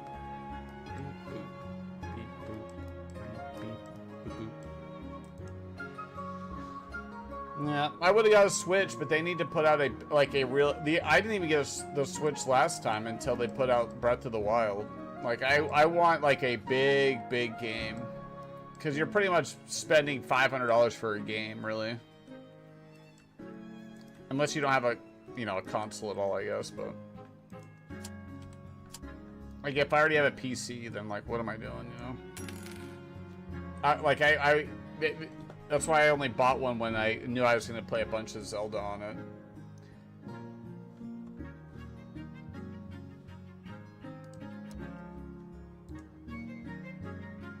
Wait.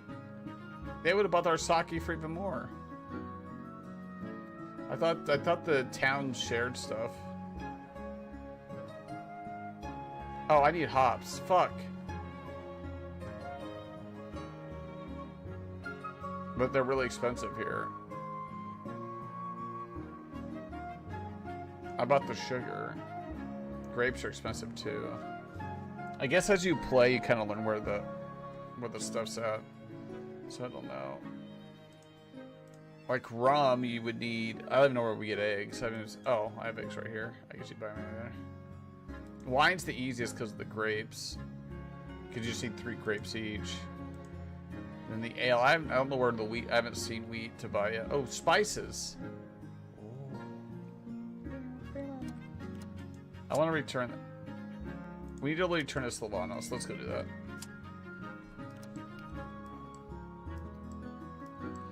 Have to go back to where we came now.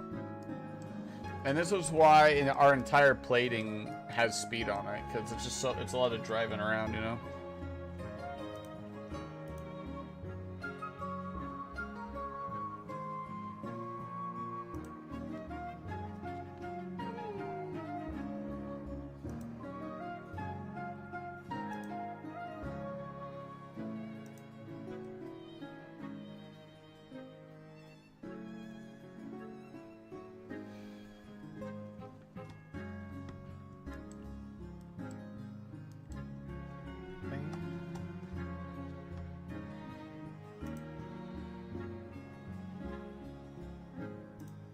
What else are we missing? No, not that.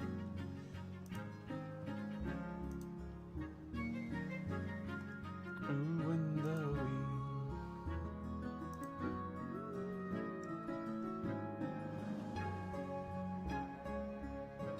Lore update.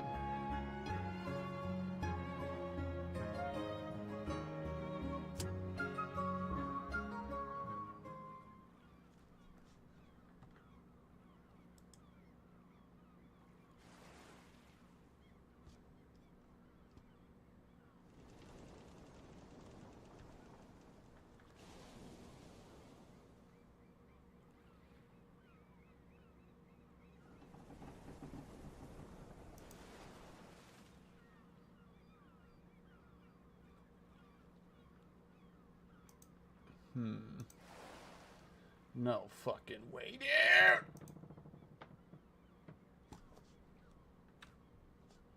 dude. Dude, when I make a good call and it pays off, I feel so good about it. I'm not always right, especially with stock stuff, but as long as you're right more than you're wrong. Woo-wee.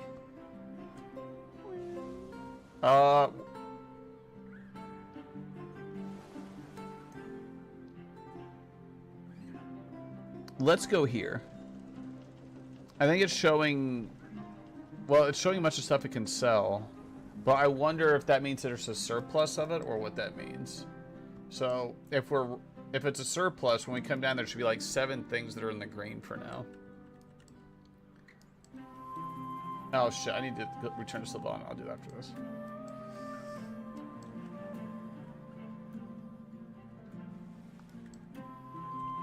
I was right about Dune as well. I knew it was going to be mid, if not like worse. It's always a red flag when a game puts a 5 days early access on stuff. It just, whenever that happens, it makes me feel like they're trying to get as much money in the beginning because they know when people start playing that they're not going to stick with it long term. So they're trying to milk the product for as much money as possible by monetizing FOMO. And I think that's what's going on with Dune.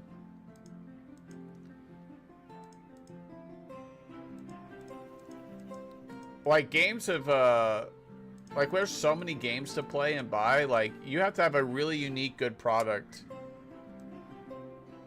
to be put out there. If you put out, like, just a generic thing that used to work probably, like, 10 years ago, it doesn't work anymore.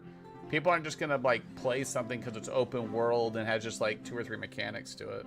They're just not. Like, they're gonna need way, way more stuff to it. Because you're competing against all the other games out there. So, like, when you're playing one game, that means obviously you're not playing another one. So you have like an opportunity cost with games. So if you have a plethora of games, you can be way more choosy about what you play. Like back in the day, you only had like a couple of games and stuff. So it's like, well, I'm just gonna play this, you know, until it's like literally all played out in 100% or whatever, because there weren't very many ones out there to play. Now you have, I would say, a sarcastic amount of games to play, and because of that, if you don't like a game you're playing, you're not having fun. And you're going, why don't I just play a different game? Well, you can. You just go play a different one. But some game companies still don't understand that and think they can just get away with putting out bland stuff. And they might be able to do it for a little bit, but their product's going to fail long term doing that.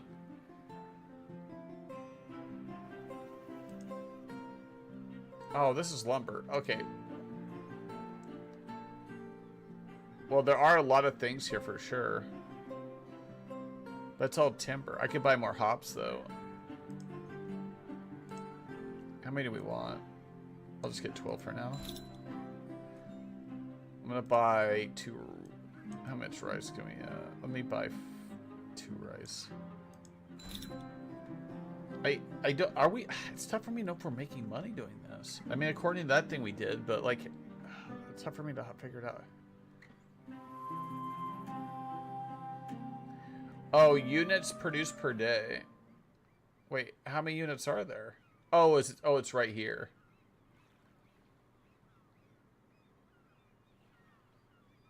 I see. And the reason it's expensive is because they have no units. I see. There's a units thing here. Okay. Aluminum. Aluminum. Aluminum.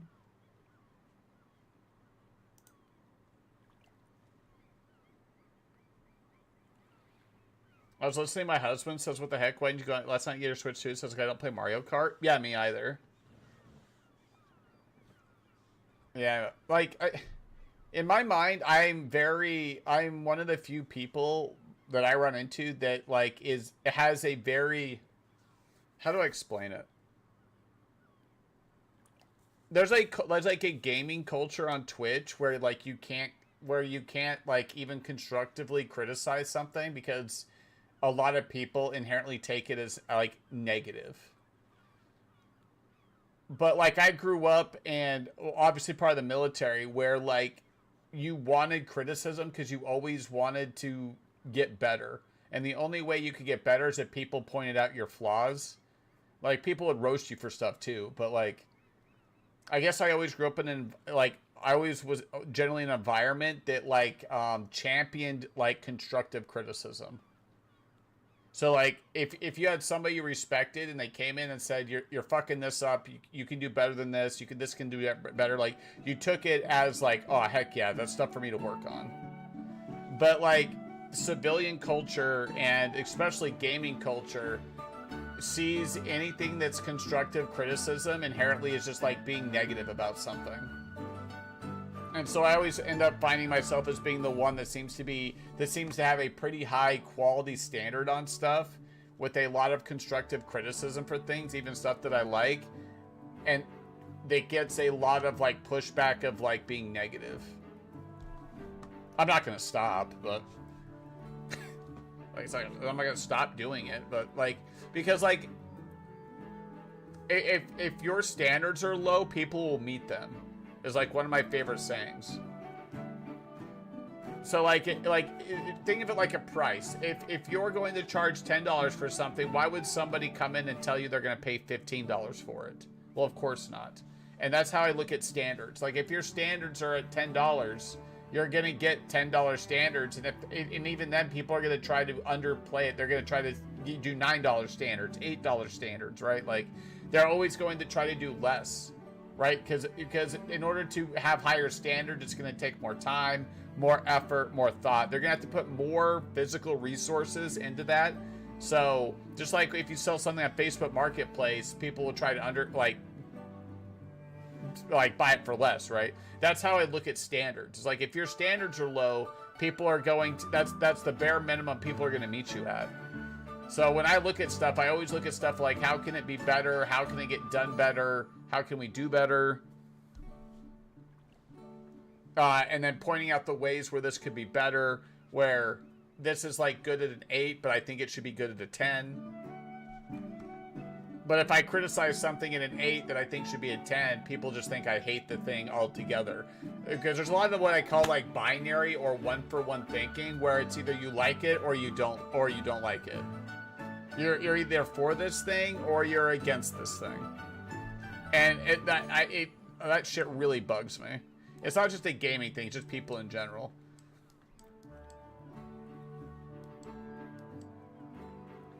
So, like, my threshold for how, if I say I like something, is usually if I like 80% of the thing or higher. So, like, I don't expect people to be perfect. Like, I'm one of these people that's like, I don't have to like 100% of the things about you to like you. Like, you just have to hit a 75, 80% threshold for me. That's it. Because I don't expect you to always come in and be happy or always come in and be positive or whatever it is, right? I expect 20% of it to be, like, negative, neutral, like, not great interactions. That's just, like, how I expect it. Now, if you're doing it, like, at a 50%, well, then I'm probably, then I don't like you. But doesn't mean I hate you. It's just, but I don't really like you either. That's how I kind of look at stuff. So chat's like a 50-50, you know?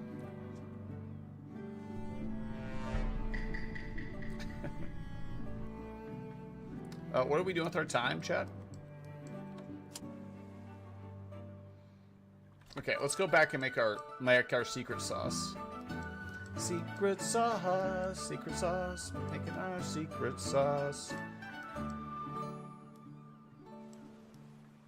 I think our secret sauce is like some form of ale, though. Drinks for what ails you.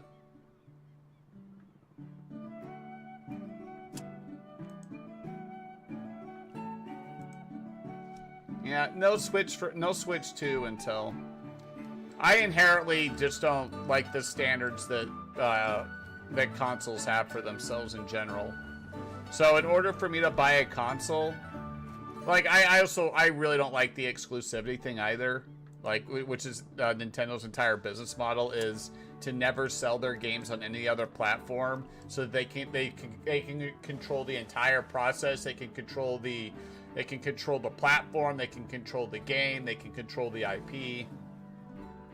So already that really bugs me for somebody that looks at things through the consumer and consumer friendly and accessibility.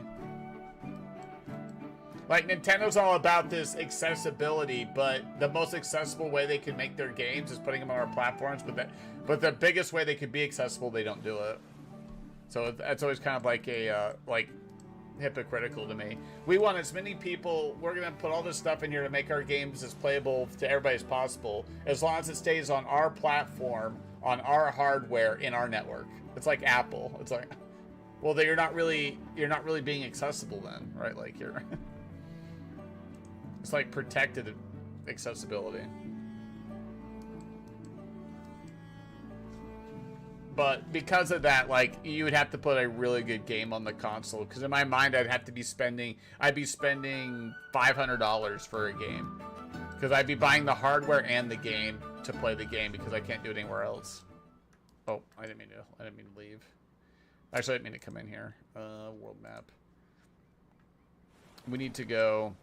And like Mario Kart is one way too expensive, I think, just in general for what it is. That's a personal opinion, but I mean, it's my money and I need it now. It's way too expensive for what I would get out of it, and it doesn't meet the threshold in my mind of buying an entire console for Mario Kart. Like in Mario Kart, if I had the console already, and Mario Kart was like $20, then I'm like, yeah, that's probably about right. I'd probably pay $20 for what I get out of it. But I'm definitely not paying $60 and buying a whole nother console for that. I'll tell you that right now. I'm glad other people are excited, and more power to them, but that's my personal opinion.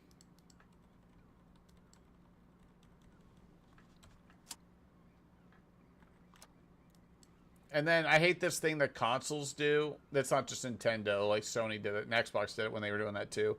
It's like they purposely sell like a dated version of the console, milk it, and then they come out with like an OLED version or like a slim version. Like stuff that they could totally do on launch, but they have like 3 versions of their console, and then like after their other console versions start like falling in sales or whatever, they're like, oh look, we got a new version of the Switch too. Oh look, it's a PlayStation Slim. You're like, dude, you could have done this last year as a way to like try to resell the console. And it's just a toxic, it's a parasitic business practice is what it is.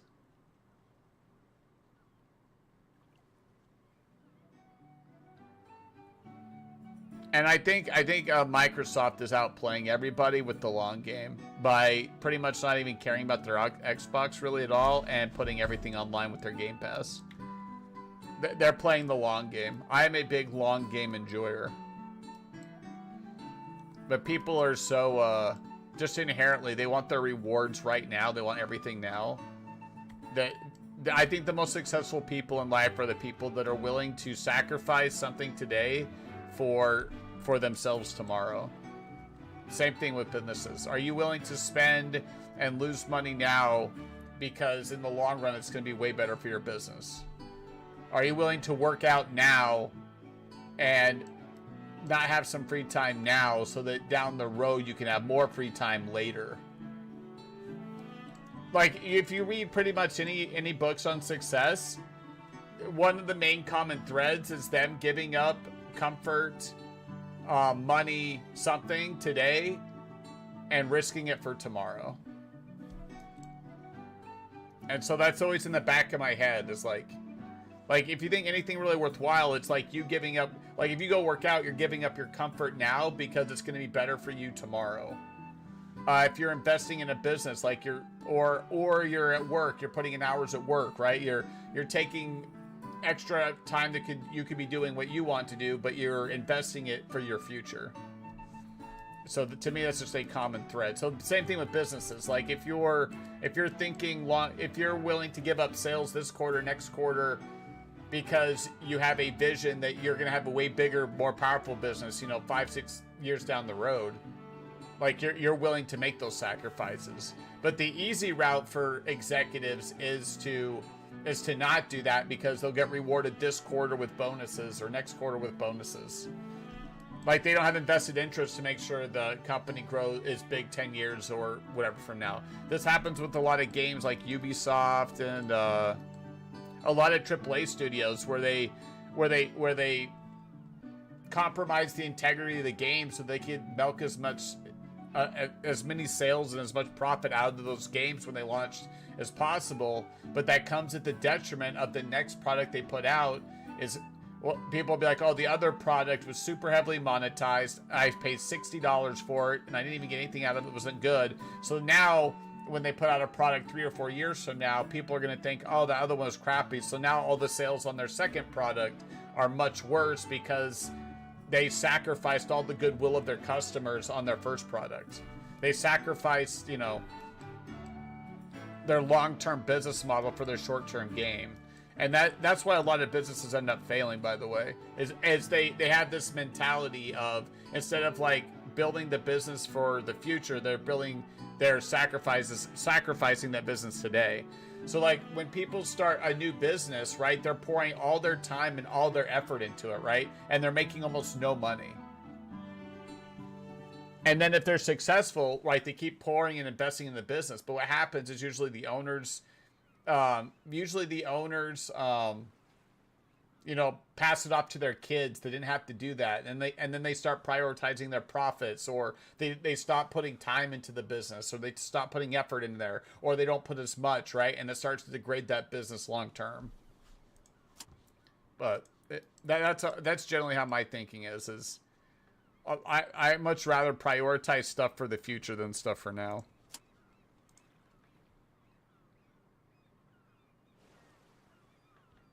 I got ooh-wee. Hold on. You ready?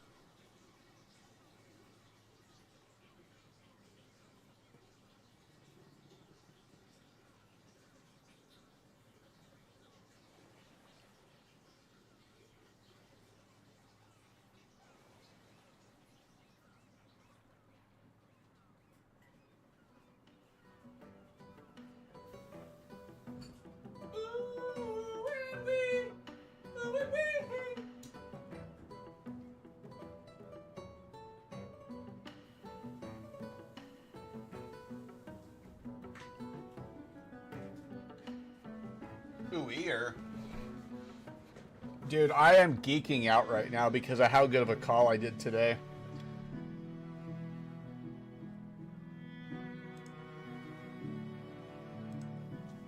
Actually, it's on this. Let me find. What is it called? Robin Hood. Robin Hood. I'm gonna give chat a sneak peek. Okay.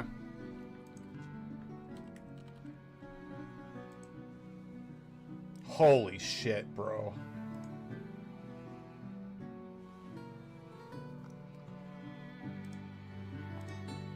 Okay, so because of the Elon Trump thing, this is the Tesla 2 times leverage shares. So last month, like pretty much all of May, they were $15 a share. 15 to 16, okay? This is like June 4th. And then I saw that thing, and then I got an alert on my phone that had dropped under $10. I was like, what the fuck? And I literally bought it right here. I literally bought it at the bottom of this graph. Wait, this says 6 p.m. I don't know why it says 6 p.m. Something's weird here. Because I definitely bought it like 2 p.m. or 3 p.m. It wasn't $10. Well, this isn't perfect. It's just kind of an average of what the price was. Anyway, I bought it like at $9, or it had fallen like out like under 9 into the $8.90 territory. I bought it in here. I got like 20, not 20 share. This is a little more complicated. As I bought calls, which means I bought the right to buy it for $10 a share. But each one of my calls is 100 shares. So I think I got like 20 of these. So we got 20,000 shares, or 2,000 shares, sorry.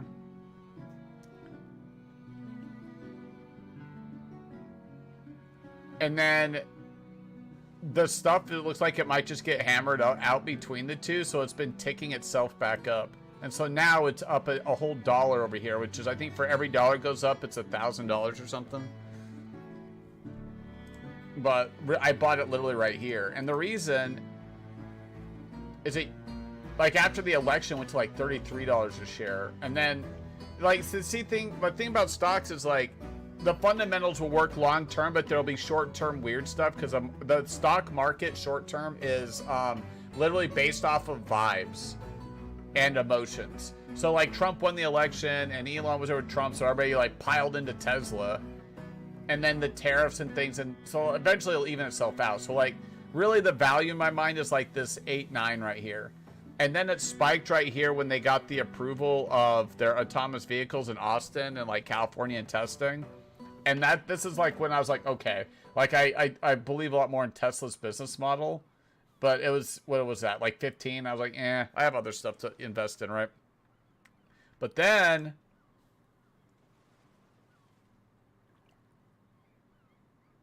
it tanked like way down, back into the range.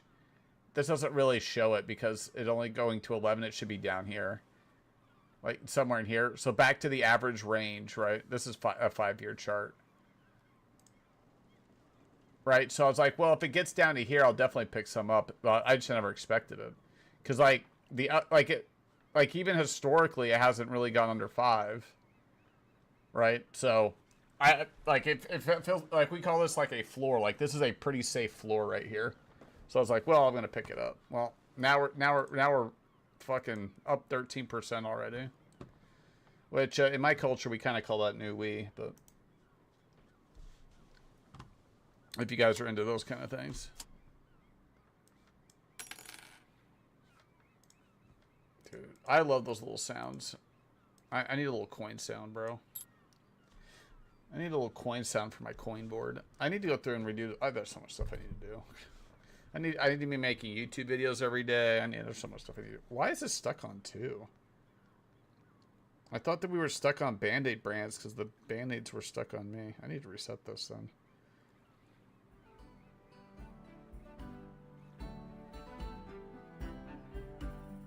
Ooh, in the wheeze. Ooh, in the wheeze. Alright, now it's not. There we go. I just need to refresh it. Okay, cool. Well, this is the winery. Oh, no! I can only make ale with eggs. Oh, fuck. That's what this sugar was for. I can make sake, but I only had 2 things of rice.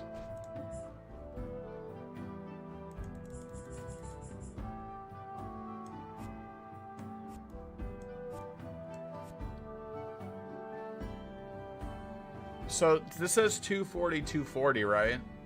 So that's 480. This makes 4 though. 2, 4, 6, 8.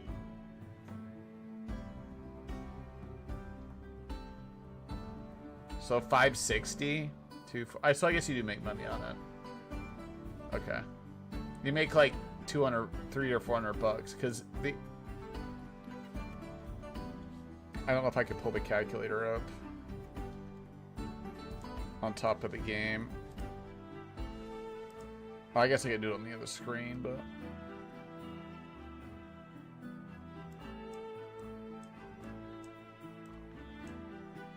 yeah.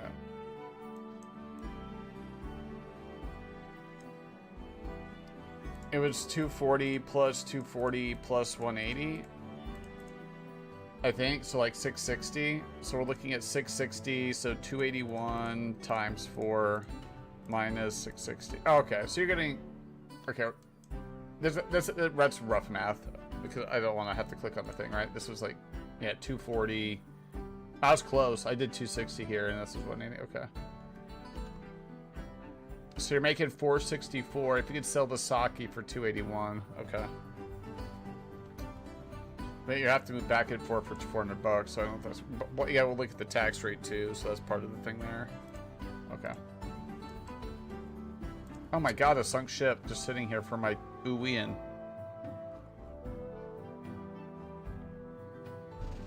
Uh-oh. This is risking it. Oh, I got more time. That's fine. If that was a box, we might have had a problem. Because every box that picks up slows us down. But we got more oxygen to dive, so we're good. Ugh. Interesting. I got a... what is this?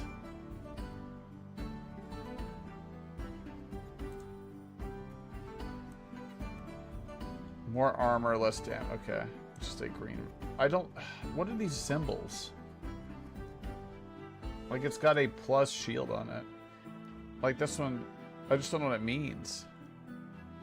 Maybe it's prioritized damage.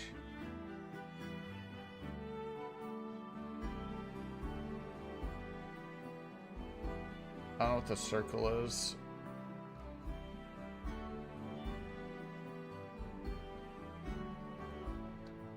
Because this is like the damage symbol.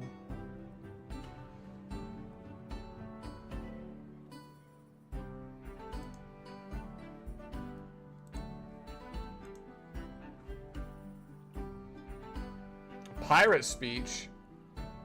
I might click that and see what that does.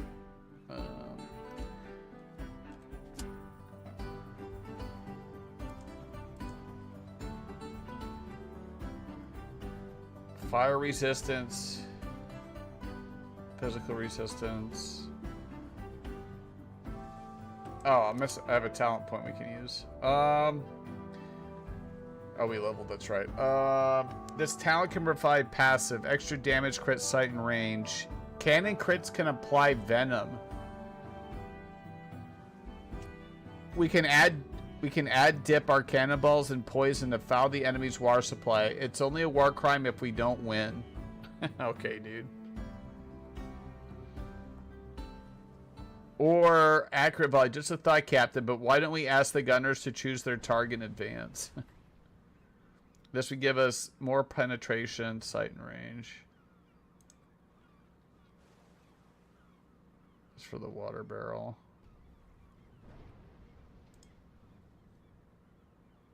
Or I can go after more... I'm going to go more damage mobility. For now. I hear fighting. You guys need a hero? I said a hero can save us, but I'm not going to stand here and wait.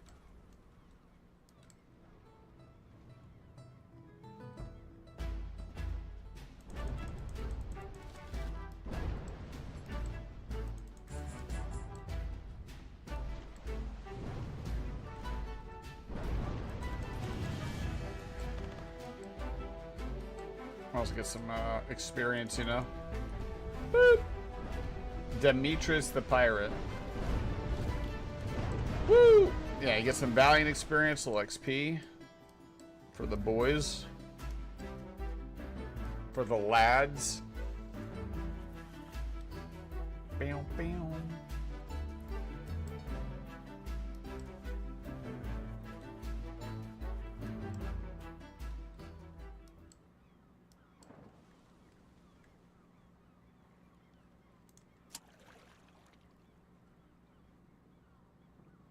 I'm just here for the fish, okay?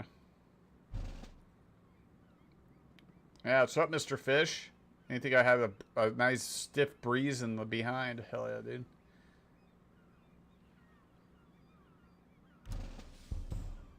Yoink it up.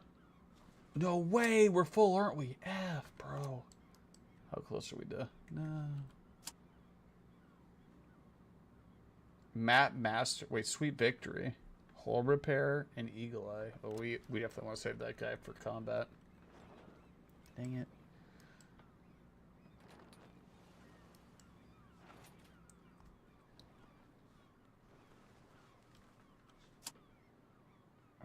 Respawn.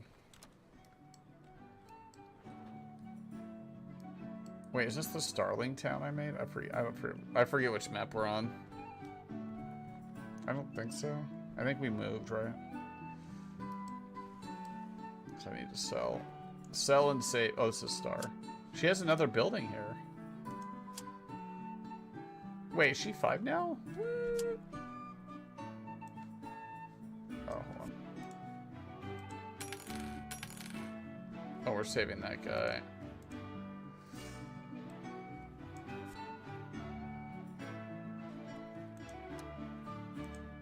I guess we could have just sold the sake out. Is she at, are there eggs? Oh, they're expensive though. But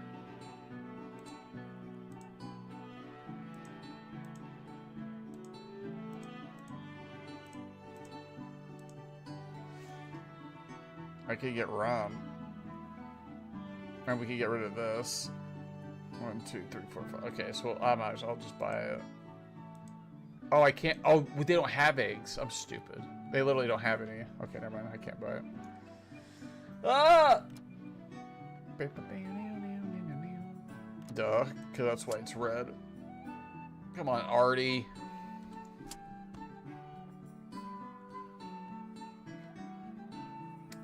Oh, same. How they have a rice? I think it's because we sold it to them.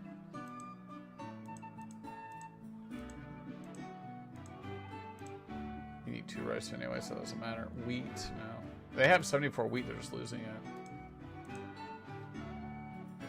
Yeah, we don't want to pay for that. Okay. We need to go turn this quest in anyway.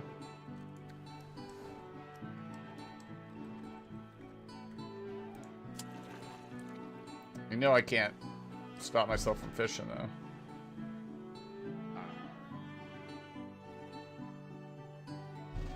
There we go. Big circle.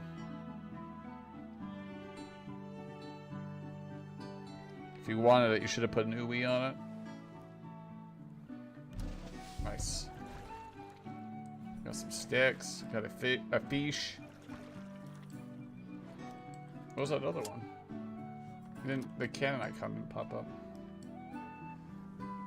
We're actually going the wrong way. Those supplies help that place, though. Do not hit me, bro.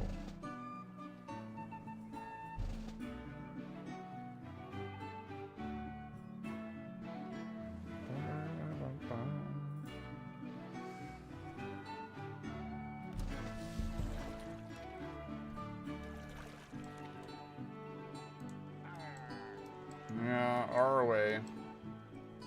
To leave the map, we actually have to go straight this way.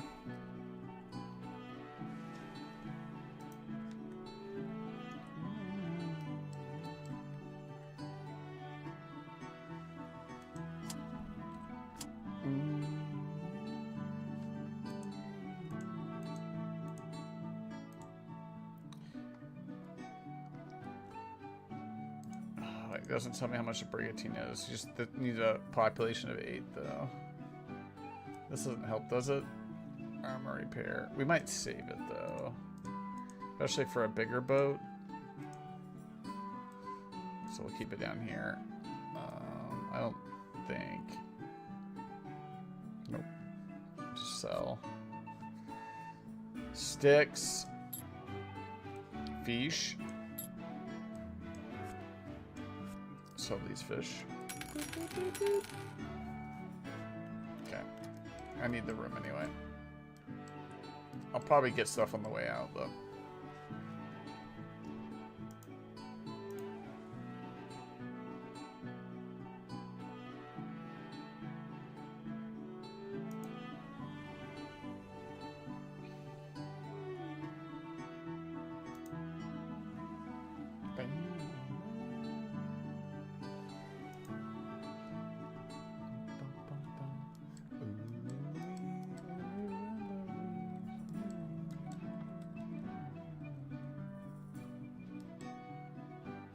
I'm about to leave. That's true. Where are we going? Oh.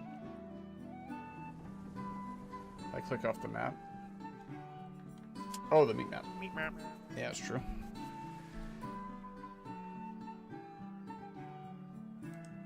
Where's this? Where is it a town? It can't be that far. Or it might be good. Silvano.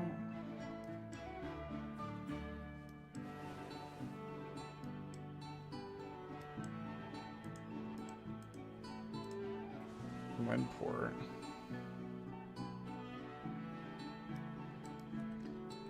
I might be able to go straight to it if he gives me the option when we leave. Let's do that real quick. Quest, yeah. Oh, yeah, I didn't see it went up there. Ahoy, Cap, there's nothing of interest here. Oh. Wait. Enter an unclaimed region? Oh, shit. I'm about to claim this shit, homie. Oh, hell yeah. I knew unclaimed regions were a thing. I wonder how I claim it for that boy, Skinny Ooey.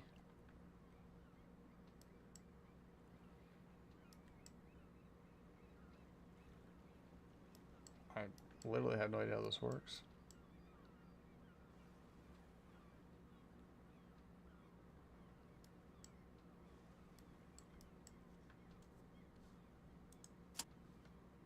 Return to Silvano? Am I supposed to be looking for him in here or something?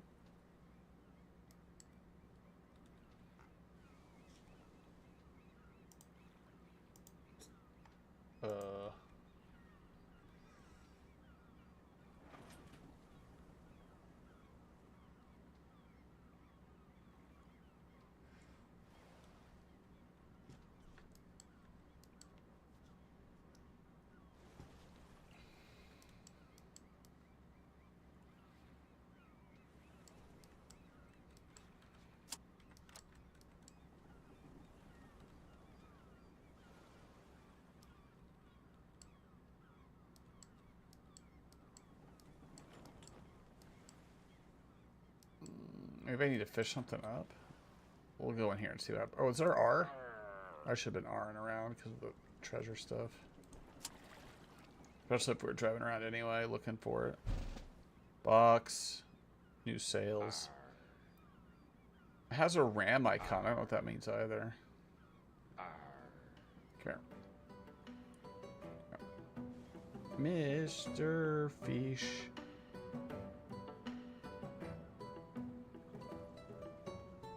Come on.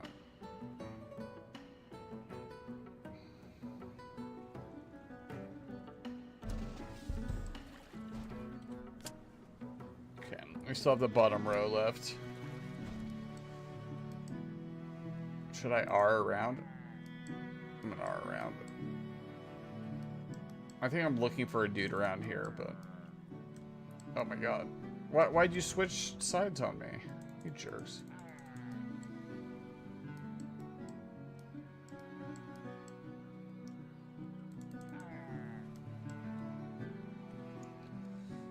Probably on the other side anyway, though. Yeah.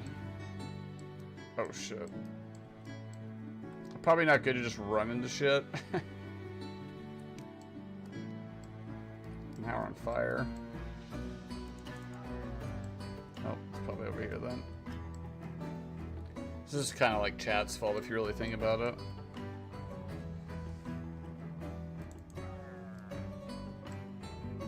Wow, not this one either. Oh. At least we haven't been over here on this part of the map, though.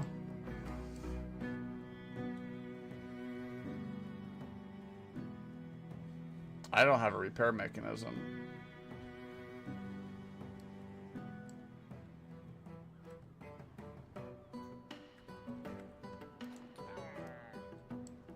Really? Maybe it wasn't worth going for it. Hold on. Is this a fish thing? Oh, we gotta dive. Same thing as far as I'm concerned, though. Bam. Bam. Bam. Bam. Bam. Box. I can't take 3 boxes. I'm actually curious If you get 3 boxes. Not curious enough to try it though. I'm gonna take the 2 that we got. Ooh, 2 blue guys, nice. How are we looking? I got 2 more extra slots, okay. Holy shit. Hey, those out here.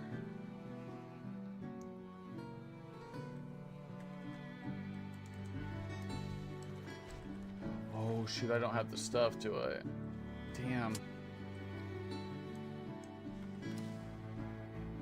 You went down set, I guess.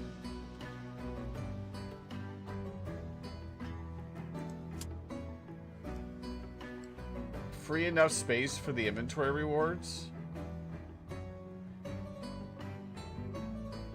Wait, if we turn this to Savannah Lindenport, wait, then why are we here? This isn't Lindenport, is it?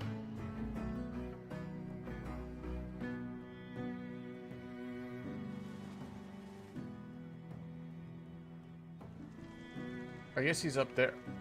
What? I need to sell stuff. And oh, I guess that healed us. Okay, it's all the way down here. I almost want to not do it. Oh well. Oh my god, bro. Ooh. Ooh.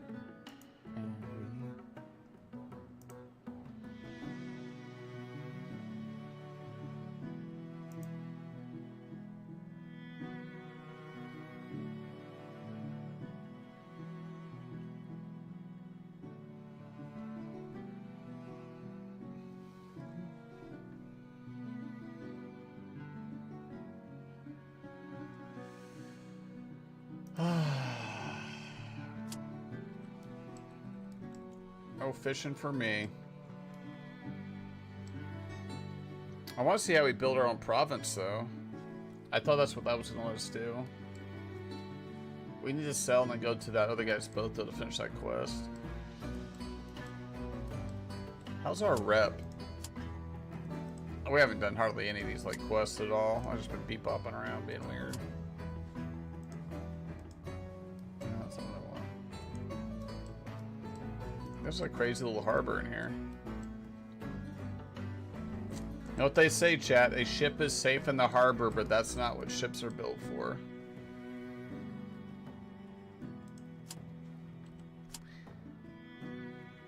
I doubt this is better, yeah. So, I doubt that's better. Yeah, I thought about it, but now.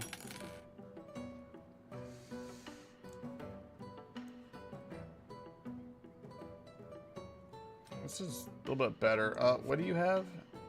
Treasure and fishing. What do you have? Fishing and walk. Crap. I want to be able to do all the things, though. Build, repairs, and fishing. The walk the plank is what we have double of. So he has treasure. Wait, I might be able to place him.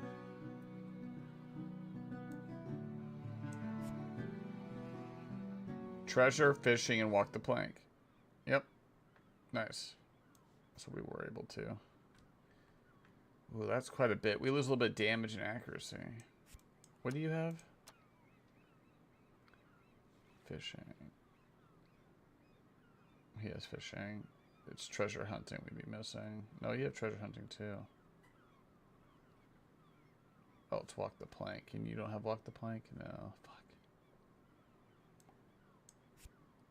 Dang. Trying to get a blue crew in here. Oh,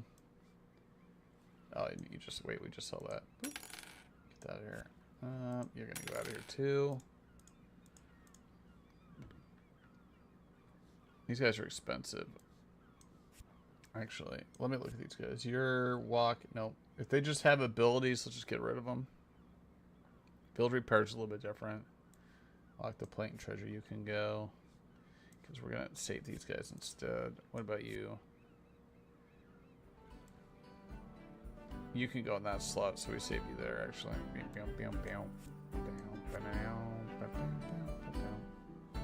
so it's a little bit different. Sell that.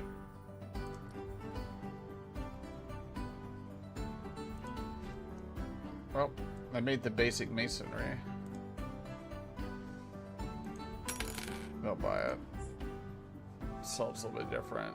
They have a bunch of coal and then masonry stuff now. Divers needed. Okay, we did open up another slot, which is nice. I need to get rid of these stupid hops, is the problem.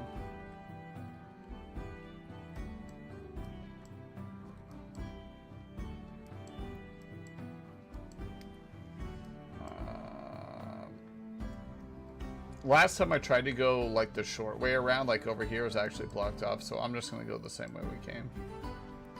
That way we're guaranteed to get out of here.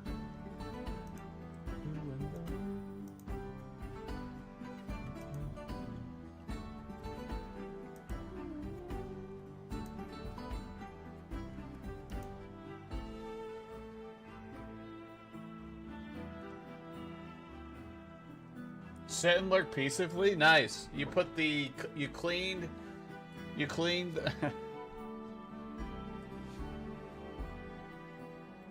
put the booty in the jacuzzi and then you clean the cats. Nice. Booty in the jacuzzi. That rhymes, right? Booty jacuzzi. I'm too tired. I gotta get out of here. Nah, I'm staying.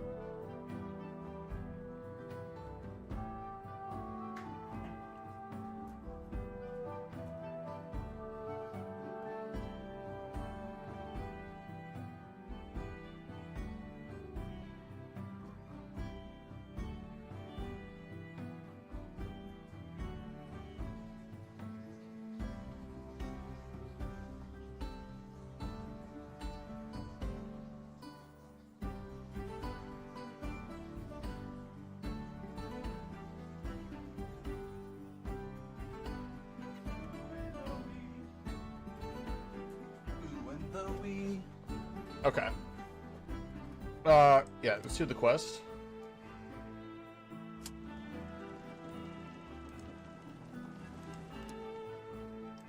Oh, is he just moving? Is that why? Not bad, kid. Not bad at all. Well, a promise is a promise. Good idea to pay attention to rumors while you're in a new province. Who sold what, who bought what, and where they sailed. Those kind. You'll find new trade routes easily. This trade routes? I don't want to trade my routes. I want to keep them to myself. Oh, and the best part, locals will pay hefty bonus for every delivery based on how far away it's coming from and their desire for whatever it is you're carrying. Those bonuses grow exponentially, which is how I made my fortune. He slaps you on the shoulder cheerfully. Well, good luck, kid, and don't be a stranger now. A year. So rep with this guy specifically, and that exchange. Town supplies, XP, and some gold. Some schmeckles.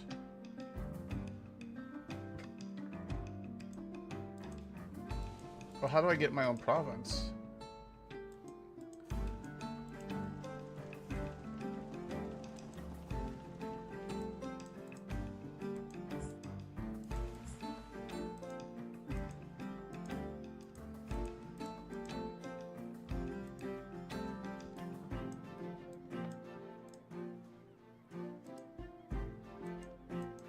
Oh, well, there was an old province there, but I left, so I don't know.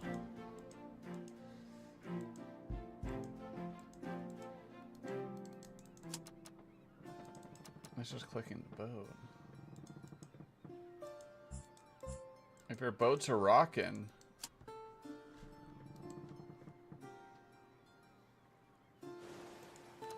Oh, are we getting attacked? Oh, yeah. Okay, bro.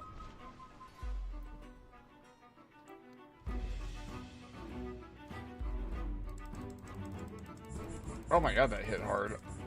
Did they smoke themselves out? They use a smoke bomb? That's not gonna work on me unless it works. Boop! Oh, what the? They healed? Oh no. Oh. Whew. That was close.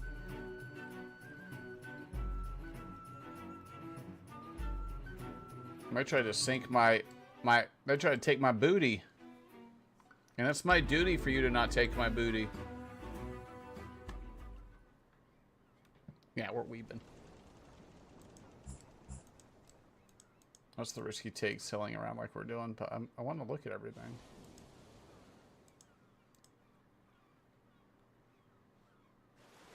I probably should go make our hops real quick though. Because I need the room.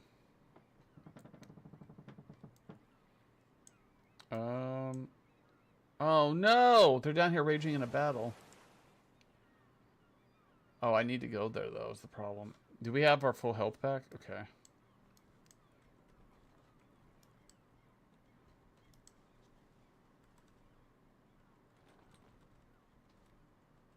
Dang it.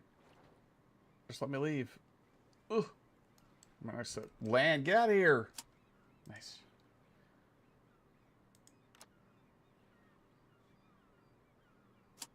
Captain, multiple ships are fighting each other. Side with Roger Wales. Yep. Oh my god, I got in there just in time to get a victory. It's like a group project where I show up at the end and somebody else gives the presentation. I get an A. Nice. Hell yeah, dude. Hey!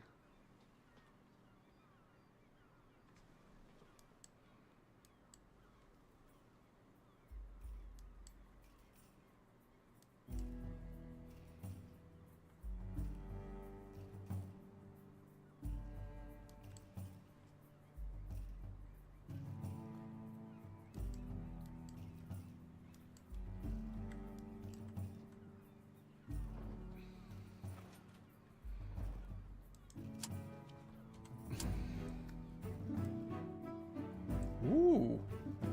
This is upgrade across the board. Damn. This cannon's too advanced to make use of, effectively be limited to masterwork. While equipped, you'll need to reach level 10. Where does it say that? This is the same problem as level 10. But I don't know what's degraded about it.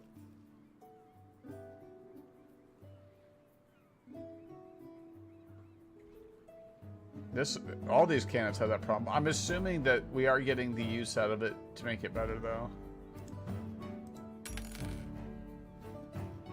Should I get this to the town?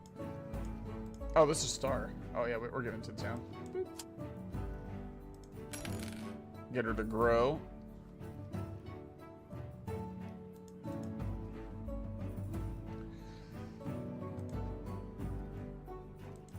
Oh crap, I forgot, didn't I? Yeah, because we need rice. And we don't have any. We're looking for rice. And then I can't do anything about the sugar, can I?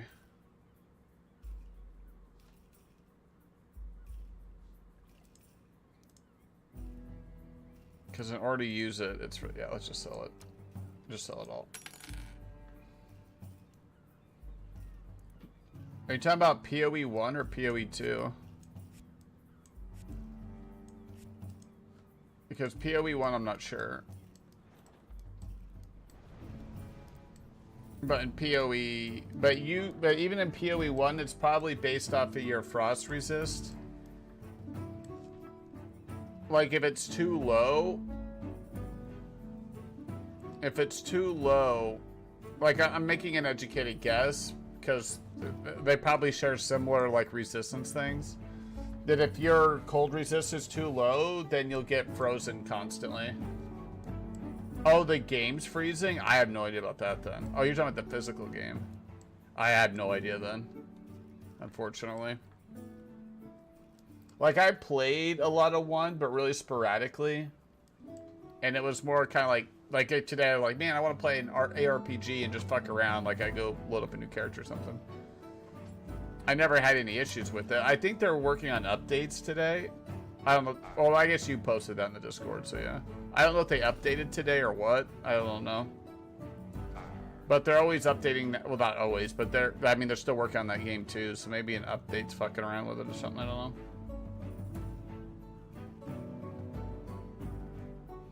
I never had an issue, but that's because I had tons of tissues, though. So my tissue to issue ratio was like really out of whack.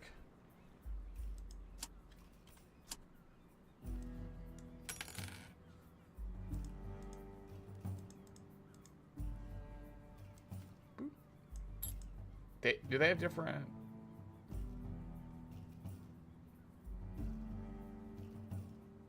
No. Wait, it's expensive to get sake, but they're also making it? Oh, grapes! Oh, they're expensive too. Fuck. Can I sell this? No. Where do I get the salt from?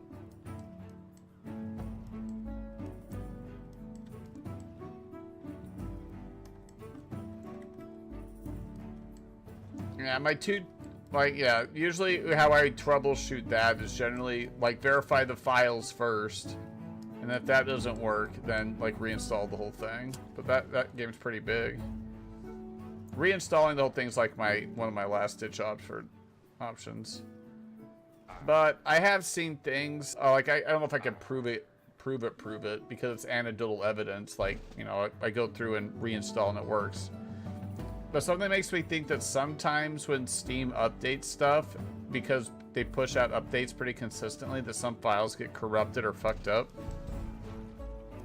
Because usually doing that fixes things that I didn't think it should fix. So that's kind of my go-to.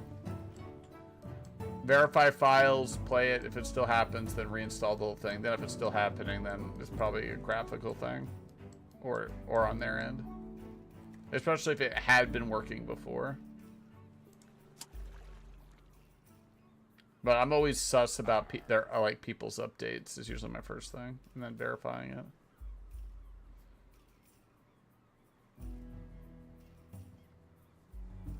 Like, I wouldn't think Balatro would be pushing updates pretty consistently, but it feels like every week or two I have to do a small Balatro update, so I guess it just depends on the cadence of the game.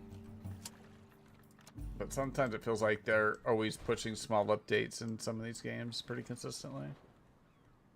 Which makes me think there's a higher chance for a thing to get corrupted and fuck something up.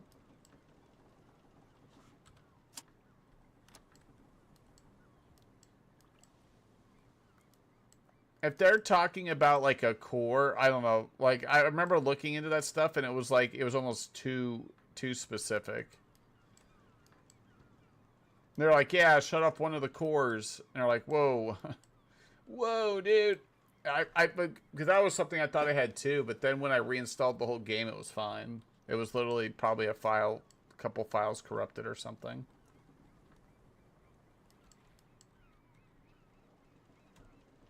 Oh, where am I going? I don't want to go that way. But I remember looking at that exactly. I was like, I don't know. It was like, yeah, you know, pull up the task manager and then like right click the game or something. And then like some option settings, like unclick all the cores and just go off of one core. Like, okay, like maybe it does fix the issue for some reason, but I just don't think that's the cause. If you're in the core of your processor, like, I'm not an expert when it comes to that stuff, but that feels like, I don't know, it feels like tearing apart, like you have a car rattle problem and you're tearing apart pistons in your engine. Like, I'm like, I don't know. I don't know if that's what I want to be doing. And sure, slowing the engine down maybe keeps your car from going too fast so you can't hear the actual sound. I doubt that's the cause.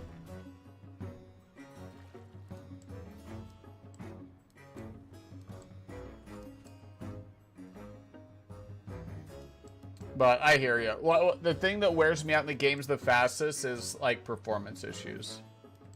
Like, I'd rather it be Minecraft looking and have no frame drops than it look beautiful and have constant frame drop stuff.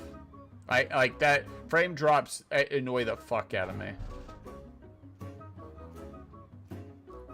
Like, nothing like demotivates me from playing a game than performance issues. And then frame rate is like my number one. Like, it just wears on my mental stamina bar. Even if I want to play the game, I'm like, okay. I just don't see a scenario.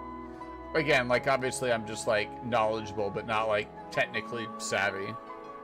I feel like if you're into a core of a processor, that you're like you're like 4 exits down from where the problem is. Like, you have way bigger issues if you're into the core. And if the game is having a core issue, then they need to fix an update or something. I'm sure you've like messed around with your graphic settings. So because there's another thing. I think there's a lot of this isn't like PoE specifically.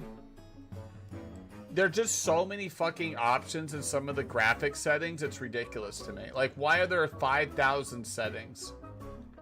And because sometimes I'll go through a game and uncheck some of those, and then it's like one of those fucking settings is fucking the whole thing up. Like something that's like GPU specific, like, hey, this is like a frame generation. You turn it off and it's fine. Like it's fucked up. Like the tech is I don't know. So I will go through and like uncheck boxes and reload and go back and forth depending on how motivated I am. But that's happened before too, like unchecking one of the settings in there, fucking, oh, now it's fine.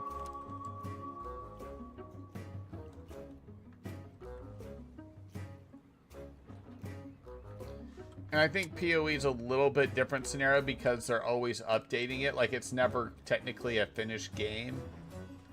So I think sometimes they reintroduce bugs and things into it.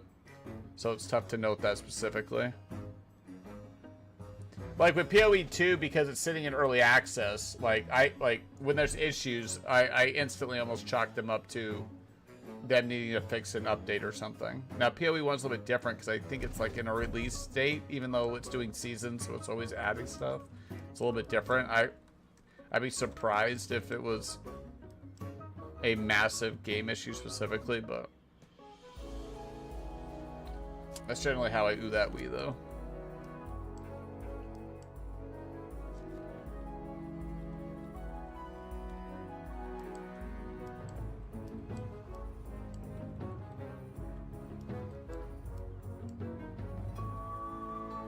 Dude, now that I know how the world works, I can't even remember what my frame of reference was before. It's like my my glass window got shattered, and now I can't remember how I looked at the world before the glass got shattered.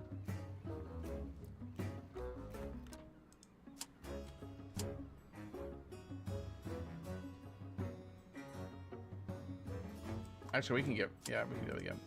Woo! Grew again! Hell yeah, dude. Buy my fish. Buy my fish. Buy my this. Buy this. Actually, I can just control click it. What am I doing? What am I doing? Dude, the world's crazy, man. I watched the whole podcast about somebody called a mentalist. It's like one step up from like a magician. Where like he's been doing it for like 20 years, so he can pretty much guide you in a conversation. Like he can predict stuff and then like have it come true like 2 hours later.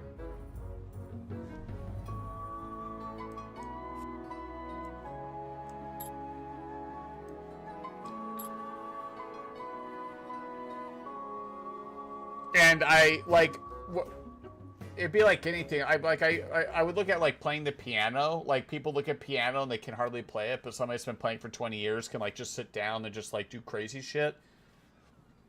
He's like the mental version of that. Like he can predict stuff like in a conversation and like like make you feel like you're the one in control of like the entire conversation, but like it's kind of tough to explain. But that like to me it's like metaphor. So I always feel like there's people that are like top of their game, like as a surgeon or as a pianist or you know, as an electrical engineer. You know, there's a lot of electrical engineers, but there's like a top subset of people that are like the Tom Brady, LeBron James, like Einstein in their field. And so I think this guy is like one of those, is like a magician, but calls himself like a mentalist. Like knowing in a conversation, like if you look at it, conversations like a flow path or like a string, is like you ask somebody a question and like, how was your day, right? Like you're going to get probably generally one of two answers, right? Your brain's going to predict, oh, it's going good, or a really low probability is somebody's going to tell you their day sucks, right? Like 90% of the time they'll be like, yeah, like how's it going? Oh, it's going good, right? So you've already predicted what's going on there, right? And so once you do that, then if you ask them another question, it's like, what'd you do today, right? And if you already know that they just got off of work or whatever, right? There's 3 or 4 other predictive paths that you can think of. So in my mind, this guy has been doing that for so long that he knows all the predictive paths and possibilities that can go through in a conversation, that he can lead it. Like that's kind of how the CIA works too. Is like, how do they get people in other countries to work out of their other country's best interest, right? Like how do they get people to spy? How does the CIA hack people, right? It's an actual science to hack people's brains. But he's like a mentalist for it. And I was watching like like him do it with Joe Rogan, guess his like if you've ever seen those people that can guess your guess numbers, or you know maybe back in the day, like I had one of these come into like at school, like either a hypnotist and then another guy that could guess the number that you're thinking in your brain. Like they've been doing it for so long that they know what numbers you're gonna guess based off of, like, you know, they'll ask you like random questions. It's like, oh, you're thinking of, is it high or low, right? And then they can see how you're processing the information, that they know it's a higher or lower number, that they're able to guess with like 99% accuracy based off of asking you like abstract questions about it. The shit was crazy. And I think a lot of people are skeptical of it because like Joe Rogan was like, Joe was like, oh, well, you could have somebody like he guessed his credit card's PIN number, and he was like so skeptical about it. He was like, well, you could have found it, or somebody could have told you. I think it's tough for the human brain to admit that they can be fooled. So like your brain tries to rationalize 1,000 reasons why they weren't able to predict your behavior. There has to be some logical reason why he predicted my behavior, because like if you say that there isn't a logical reason, then that like makes your brain wise unsafe, right? Now you admitted that people can come in and hack your brain. So your brain's like, no, there's no way it can do that. So he's coming up like 10,000 excuses to why.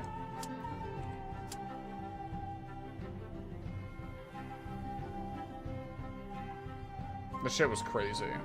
I get my mind blown, I would say consistently, but every once in a while, like that. But that was one of them the other day. Was that shit was nutty.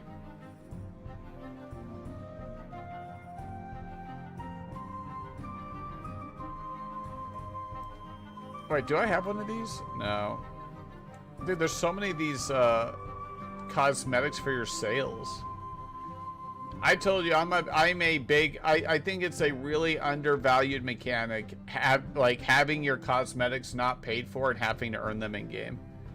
I think people really downplay and don't understand how powerful the visual power fantasy is for when you play a game. Getting earning a cool piece of gear and putting it on and looking cool. And I think that's one of I don't know. It's one of the big, it's a big negative to have a large subset of gamers that make excuses for why companies have to monetize their visual power fantasy. That used to be a big thing back in the day, especially in MMOs, where people could like grind and grind and grind and get this cool piece of gear, and then they could wear it and go into town and everybody could look at them and be like, oh my god, look at that cool piece of gear. But a lot of companies have hijacked that visual power fantasy for monetization. And then convince players that like, oh, we can't develop the game unless we monetize some of your power fantasy and fun. Oh, okay. Okay, dude. Yeah.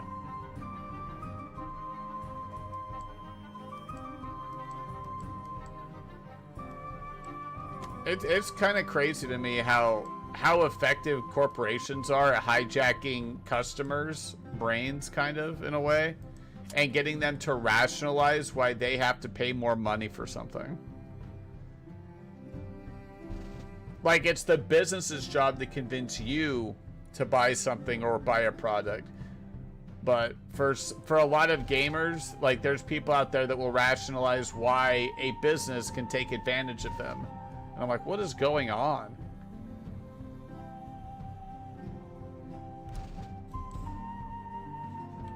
Like, how do we get to this spot where people are just making excuses to why they have to pay more money for something?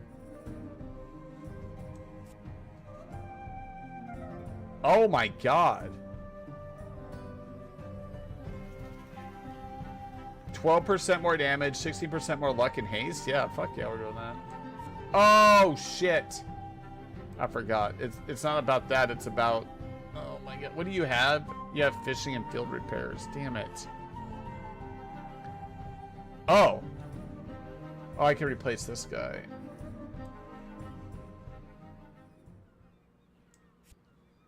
The problem is I want to replace her. But... Oh, dude. I don't know if I've seen that movie, The Mentalist. Well, I vaguely know what you're talking about. I don't think I've seen the movie, though.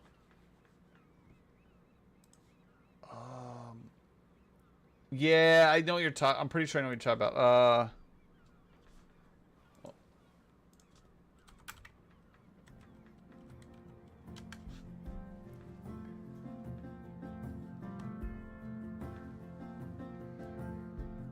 Oh, wait, is this... Oh, it's not a movie, it's a show? Oh.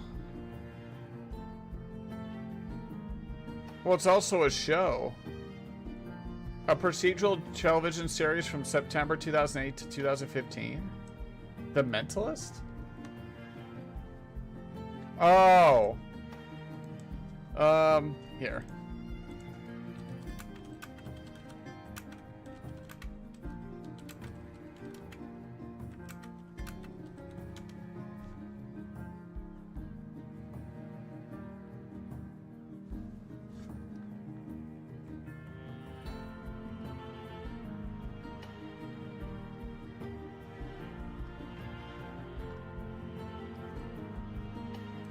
No.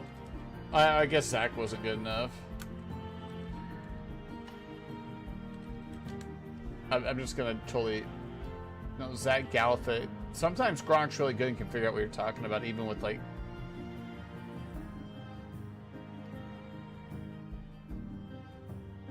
The mating... It still says the mating game. Stranger Than Fiction? Witness...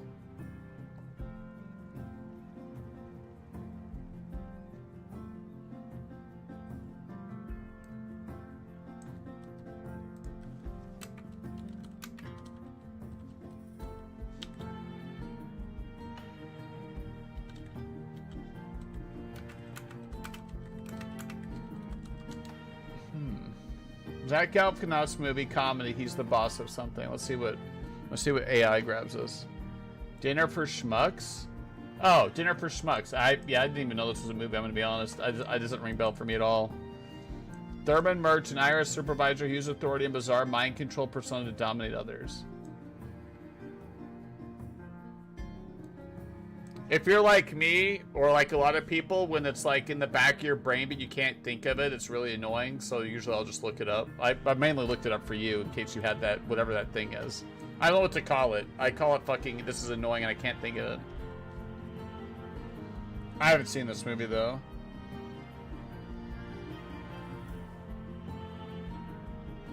There, like I deep dive all kinds of stuff, right? Like in the car, like what am I listening to now? Well, I was actually listening to how to make YouTube videos. It's called, I forget what it's called. There was another one that they put on Spotify about the whole Biden administration. He just came out with the book. I wasn't gonna buy his book, but about him talking about how the entire administration lied to him about Joe Biden's cognitive ability. Like everybody could see it except for him, I guess. So everybody could see the obvious thing that was going on except for him until now it doesn't matter anymore. So now he's monetizing it using a book.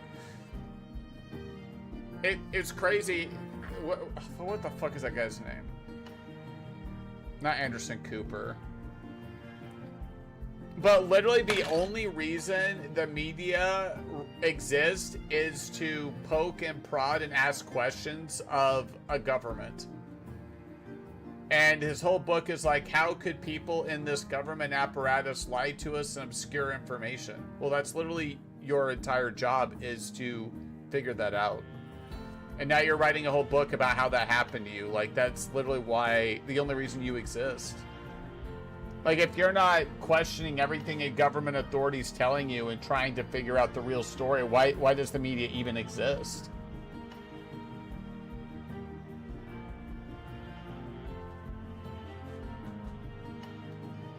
Oh, you want me to menpause? Okay, I'll menpause.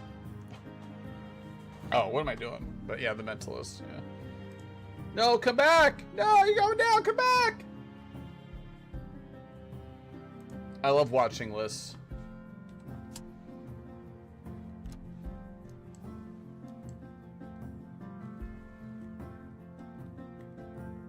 But anyway, yeah, I like a lot of my downtime, like in a car, is like not even like music. It's actually like books and stuff, or YouTube, long form YouTube, listening to podcasts and stuff. I learn so much all the time. It's like one of these things where the more I learn, the less I know. It feels like. But the mentalist one was crazy. Like what a I know there's a power out there that you could, that if you worked on it, that you could pretty much manipulate people's minds. Because like the way I would look at it is like in a game, like people are NPCs, but you're like the main character. And like you're just doing their quest, but like you're actually kind of in control, but the NPC thinks they're in control, type of thing. That if you worked on it for years and years and years, it could predict conversations and like understand. Like there's a lot of movements that like you just inherently know, like frown face, or like when people have skeptical looks on their face, right? Like your body language acknowledges that, but it's like using all of that information cognitively, like instead of like just kind of passively acknowledging it, like actively acknowledging it. Like you can generally tell, you know, when somebody's mad body language wise, but imagine being an expert at doing that with like the micro movements, and then guiding people either to, like, you can use that power for real bad, right? Like to manipulate people, or you can use it for, in like therapy, for like real good, like trying to narrow down how to help somebody out, right? Kind of a newie though.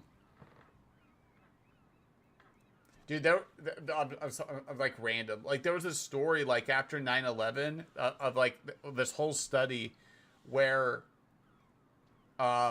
people would walk around in New York and they would look at each other and they would, oh, dude, let me see if I can find it. What study was done in New York City that dove into a frown people had when they ran into each other? This might be kind of vague because it was like kind of specific, but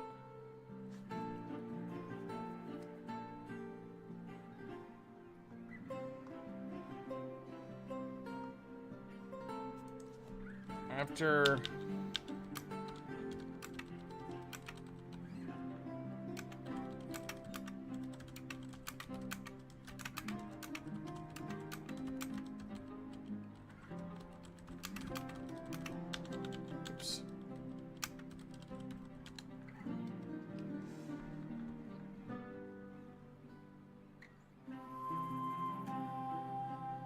Okay, your query refers to a specific social phenomenon in New York City after September 11 terrorist attacks, where people reportedly exchanged sad frowns as a non-verbal acknowledgement of the tragedy when encountering each other. While no single study explicitly documents the behavior, several studies and accounts from post-9/11 period describe shifts in social behavior, emotional expressions, and collective mourning in New York City, which align with your description. These accounts, combined with sociological research on urban interactions and trauma, provide insight into this phenomenon.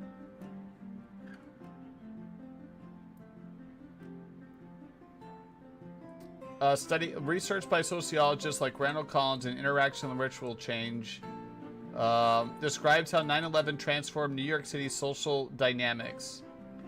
Collins noted that disasters create temporarily solidarity, where strangers engage more openly, sharing emotional cues like sad expressions to acknowledge collective trauma.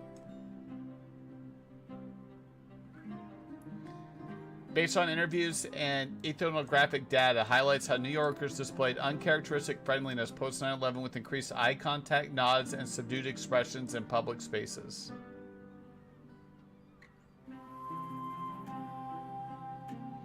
Note that strangers on subways and streets exchange glances, nods, or brief verbal acknowledgments. It's terrible to express shared grief. A said frown could serve as a nonverbal signal of the solidarity, replacing neutral or avoidant expressions described by Goffman's civil inattention.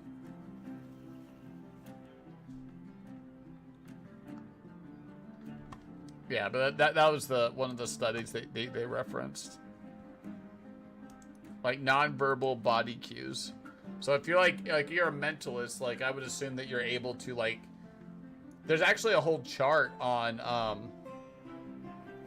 It's like the periodic table of emotions, and a bunch of research has gone down to every single one, like open hand, closed hand, frown, all kinds of stuff. Like where it doesn't say that you're lying, but it could be an indication that you're lying or an indication that you're sad, right?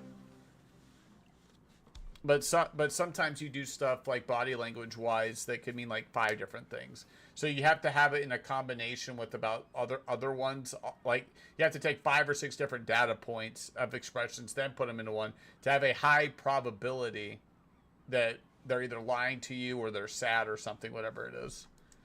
But knowing that stuff can help you mask it as well. It's like kind of the CIA stuff, but anyway, bunch of fascinating stuff I like to look into. Like I wonder what's on my YouTube. My YouTube algorithm's so good. Wait, NBA, what? Ooh, what the fuck is this? The greatest discovery since Machu Picchu? Arthur research explorer known for his best-selling birthright with groundbreaking perspective on biblical narratives in the context of artificial intelligence. Dude, I love this. Okay, so that's cool. We'll add that to. Oh, I'm not gonna report it. Oh, because I'm not logged in. That's why. This is really good. I'm gonna like this. I'm making this video because we need to keep this coalition together. And what's happening right now is really stupid, and I think can be pretty easy. This guy's Mike Benz. He worked in the State Department, and I haven't heard a better person that's able to speak about how the entire deep state works. He calls it the blob. It's really just a big bureaucracy that kind of like inherently protects itself, that thinks it knows better than the entire population, that covertly like subverts like all kinds of administrations, because administrations like a lot of it's like, if an administration is doing something they don't like or think is bad, that they believe is bad for the country, then they either subvert it, stonewall it, or they just kind of wait it out because a new administration will come in like 4 years later. But these people have been here for like imagine just being at work for 20 years and you get a new boss every 4 years, right? Like if you get a bad boss, like, oh, we're just going to wait this out. And then, you know, a couple of years from now, we'll just get a new one and may have a better situation. Or like a new guy comes into work, right? Like, and they're the boss, but like, oh, this guy, like anywhere I've ever worked, like some new boss comes, oh, this guy doesn't know anything. He doesn't know what the fuck he's talking about. But think about that for the government and the president and like the staff and cabinet, where it's like, oh, these guys are idiots, they don't know what the fuck they're talking about, whatever, they just get elected. We're the bureaucrats in the deep state, we know more, these guys are all stupid, they're just politicians, that kind of thing. Like, so we vote for these people in these positions, but the entire bureaucracy of people that have been there for, you know, 10, 15, 20, sometimes 30 years have their own agendas. They're trying to do their own thing. But this guy, well, I wouldn't say one of them, but he worked at the State Department. I guess we'll listen to it. Really, this is going to have two parts to it. The first is an acknowledgement that Elon has been the secret weapon behind Trump 2.0, really from early in the campaign into the first 4 months of the administration. And I know everyone knows the facts of this, but they're bears repeating. Donald Trump was facing 1,000 years in prison. 1,000 years in prison, 91 felony counts. And not only that, there was no platform to be able to even talk about Trump-related campaign issues. It was not until Elon bought X that you could talk freely about election interference, that you could talk freely about the COVID era, that you could even publish disclosures that were embarrassing to the blob.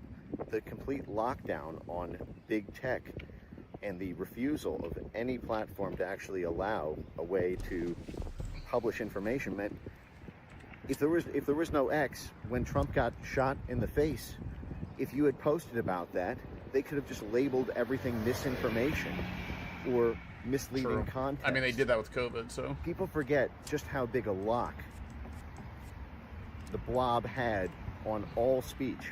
So you could not even run a campaign that way unless you had Elon there. And then you have the fact that he was the top financial backer, the fact that he took unbelievable risk. And not only that, he opened the door for the entire business and investment community to come in safely behind and themselves have the bravery, feeling like Elon and his enterprises and his philosophy would help amplify theirs. I think he helped bring, for example, the little tech coalition out of its shell to come and support Donald Trump. I know that he also paved the way for Mark Zuckerberg's support, for Jeff Bezos to do what he did. The entire business, commercial, investment community, in addition to taking all of the risk himself, and then not only doing that monetarily, but inducing all these changes in all the other social platforms so that you could even talk about Trump-related issues during the Trump campaign. Then I was overwhelmed in the first 3 months of the Trump admin. We're only at month four and a half, about how much was getting done in such a short period of time. The closure of USAID, the reorganization of the State Department, the chopping off of censorship grants at the National Science Foundation, the ditching of all sorts of extraneous destructive programs like the Minerva Initiative at the Pentagon, the cuts to hundreds of the worst NGOs on earth. All of this stuff was happening at lightning speed, and it was driven by Doge. It was driven by the fact that you had a dedicated group of people who were working for free 24/7, busting ass just to get rid of the worst parts of the U.S. federal government. Not for the money or the fame. These people were anonymous. They did it for the country. And what happened with this bill, and I understand, I see both sides of it. I really do. I understand that there are fantastic provisions in this bill around border security and a whole host of other issues that are super important for the country. The fact that only $9 billion out of the $200 billion that Elon and Doge identified during the bill is a massive slap in the face. And I understand that there's a plan to try to get these cuts in through separate bills, but there have been tons of media reporting about, Elon promised $2 trillion in cuts, and only came up with $200 billion, and only $5 billion of that's being cut. Well, what if he did come up with $2 trillion? You'd still put $9 billion in the bill. And what it does is it's very demoralizing to the whole rest of the country, because these Doge investigations have been the impetus for political hope in this country. That's the biggest part. I is remember the hope. Trump won very, very vividly. I was in the Trump won White House. We got more done in 4 months, in the first 4 months of the Trump admin, while Elon was a special government employee there, than we did in 4 years under Trump 1. There's been a joke that's been flying around on X about, maybe it was good they stole the 2020 election, because the Trump 2 administration would have been just a continuation of Trump 1, which did some good things, but mostly it didn't do the bad things of Obama or Biden weaponizing the Justice Department, et cetera, opening the border, these sorts of things. But the fact is the Trump 1 White House was ruled by Paul Ryan and his speakership. It was dogged by headwinds from every angle: the intelligence community, the FBI, the outside pressure groups, the donors, and Elon offered a way out of that. Now, I'll stop at that part of it, because I could go on forever about that, except to say that my fear is, if you don't take care of people who put it all on the line for you, risked it all, made all of this possible, basically birthed this thing, including all of our own individual freedoms, you're going to end up with a Trump 1. You're going to end up with a Trump 1 admin, which was very tired by the end. And every year there was a promise that next year's budget is going to be better. Next year's budget would be better. And it never was. Now, in terms of what started this all, it looks to me, I don't have the facts memorized here. I might be getting a few things inaccurate in a few spots, but the way as I followed it, it looked like when Elon left as an SGE last week, he was inflamed about the bill and made comments on X to kill the bill and to, kill Bill, all the memes, and taking some shots that were not really all that hard-hitting. It looked like it was pulling a lot of punches. It was voicing opposition to the bill, but really not making it super personal about Trump or about folks in the Trump inner circle. There were a few shots here and there about, where is the Trump from 2 years ago who pledged that he wouldn't, raise deficit spending and the like, but it wasn't really personal. And then Trump, I believe this really kicked off during the press conference this morning, when Trump was asked, I think by a reporter, about the bad blood that may have emerged for why Elon was posting opposition to the bill. And Trump basically insinuated that Elon's opposition to the bill was all about his own self-interest, self-dealing. He said, Elon didn't have a problem with the bill until I mentioned the electric vehicle cuts. That's And actually not true. Trump was wrong on that one. To Because he was in the room when it got Elon said. They were both in the room. is only opposing the bill for his own personal profit, after Elon Yeah, that was shitty of Trump to risked do. his entire $6 multi-billion-dollar company enterprises, had X and banned and SpaceX assets seized in foreign countries like Brazil, was by far and away the biggest political donor. Gave up his job for 4 months to work for free. Let his companies that were being torched by left-wing domestic terrorists, and this kind of low blow shot that the whole opposition is based on not getting subsidies for his own personal company. I mean, I can see how that would make someone fly off the handle. And that, to me, looks like it was what escalated. Dude, are we actually going to make it? If I'm wrong about way. this. And, Oh, you know, we're so close. I honestly feel like if Trump were to just kind of apologize for that shot and then have a private phone call, stuff could, you know, be relatively well built back together in another couple weeks or months or however long it takes to patch this stuff up. But you have to manage your coalitions. You just do. No government, no matter how strong or powerful or visionary a leader is, works without the support of folks on the inside who are great administrators people, and loyal, and folks on the outside even when you disagree with who will them help you a little bit through their businesses, through their media, through all manner of outside support and amplification. You really do get by with a little help from your friends, and this is a big thing to throw away. It's the reason we won the CR budget fight. Like 8 months ago on this. So get it together, guys. Let's kiss and make up. God, that guy's so smart. I think either him or a bunch of pressure actually got him to talk, because I'm pretty sure they're going to call tomorrow. I saw that somewhere on here. Trump call.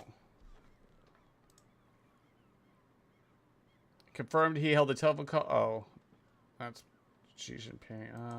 Musk. Maybe top. Yeah, have a call tomorrow. There we go. Yeah. Yeah, that's a smart guy over there. I learned the problem is he has so much. That's not a problem. I mean, kind of. He has so much information and uses so many different terms that I have to search for stuff pretty consistently. But once I have a pretty good base knowledge of that, I can help be a lot more knowledgeable in that as well. It's just like NGOs and the CIA and paying universities to subvert things, and fucking 501c4s and funneling money here and there from people, and it's crazy. Cause I could tell you, he's like one of those people, when he's talking about it, I don't know. It's like a skill that I have. I can tell that somebody knows what the fuck they're talking about, even if I don't understand the context. I can tell he knows exactly what he's talking about. I just don't understand the context, so I have to work on understanding the terms and the context around it.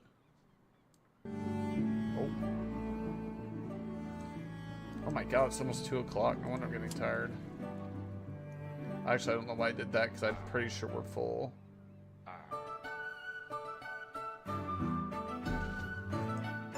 I think I'm full of stuff on there.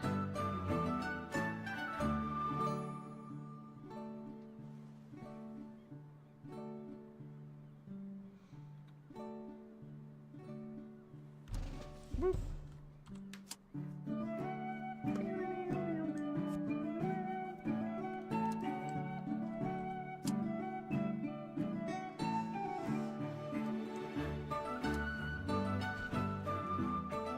A bundle of coral.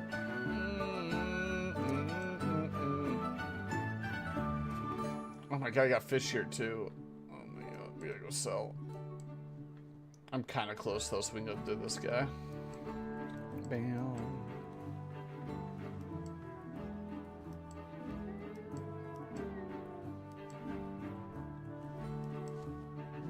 Just so excited about the ooey, you know. And who wouldn't be, you know? I know I would. Dude, if they come out tomorrow and say, hey, we Hatchet, Tesla stuff's fine, blah, blah, blah. Dude, my shares of Tesla are going to skyrocket again. It feels almost like stealing money for how easy that would have been. This is going to be, or could be.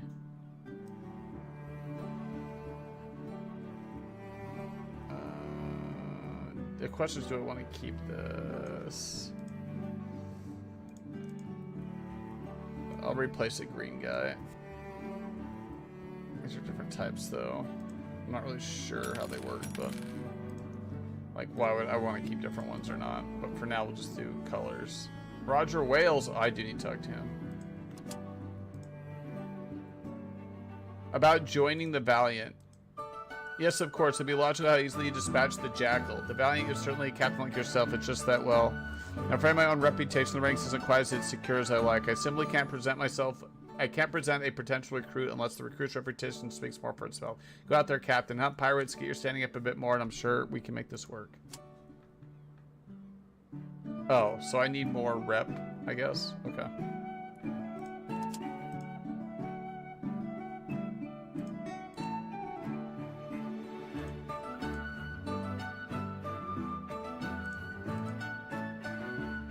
You've been good by me, kid. No, wait, I'll be happy to sponsor your application. Let me think about it. What are the benefits? Best price you'll ever find anywhere. Oh, and the higher you get in our company, the lower the taxes you pay. The lower those pexy taxes you will pay. Jesus. I wonder why he won't let me.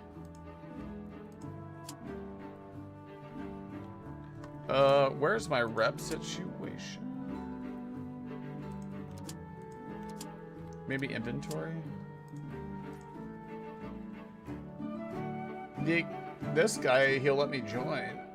But Valiant, we have the same level, unless it's a little more number-based. The Sojourn is... The reason we're trusted there is because it's from exploration and we're like driving around constantly, so that's kind of why, actually.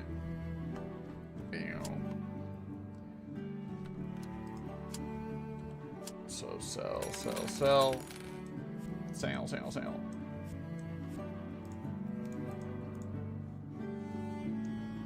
I have this one. I'm just gonna keep the expensive one. That's kind of just how I am. It's like I'm collecting it.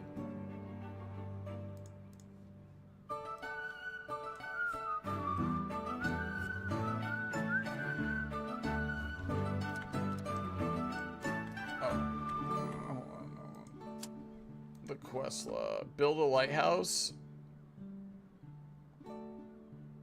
How's this work? Find a suitable location. I mean, wait. Oh my god. Like right, but we're right here. Oh, so it's right here. Well. We're building a lighthouse. That's kind of cool.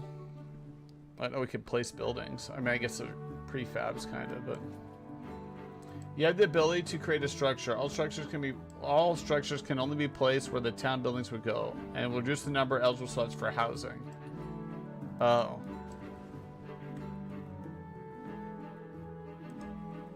Interesting. So you guys, do you want to decide what you put in here?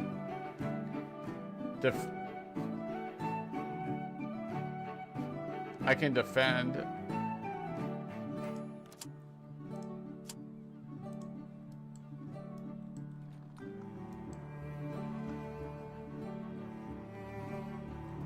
Oh, okay. I wonder if I can get rid of stuff if I want to. I'm not sure. This is my main squeeze of a province, though. So I actually built this town from another quest. So now we're placing buildings down, I guess. Oh no! Oh, have a good night. I'm up pretty late, actually. Yeah, I gotta deep dive those Mike Benz videos, that guy. He was just talking about the stuff. It's true, though. Like, Elon did a crazy help. You have to have, both those people have to have huge egos to get stuff done. That's how that is. If you don't have an ego and think that you can, like, change the world, then, like, you just don't end up changing the world. Like,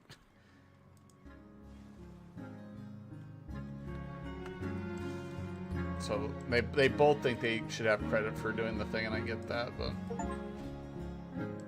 Ooh, build a defensive structure, nice.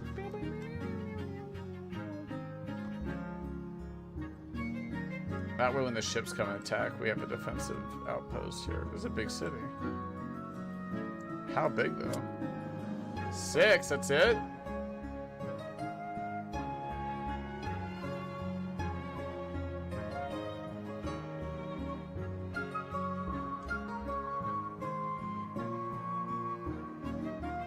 Settle a new province.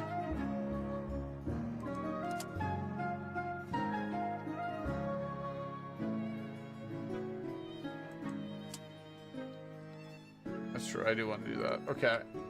Yeah, because I want to expand this. Even though we're not part of him yet, we can get to be part of him. What can I buy anything from them that I want? Sugar. Oh, yeah, right. No. Not anything. Okay. I got a little distracted looking at this other stuff though, so.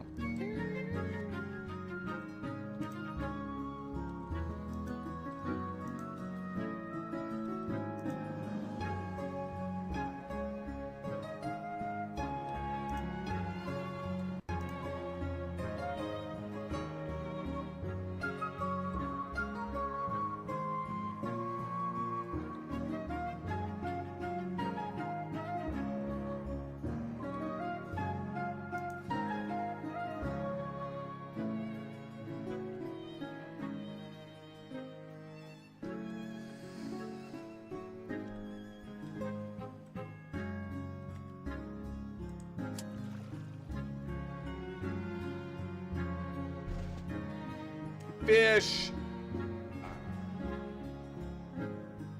Oh, Mr. Fish.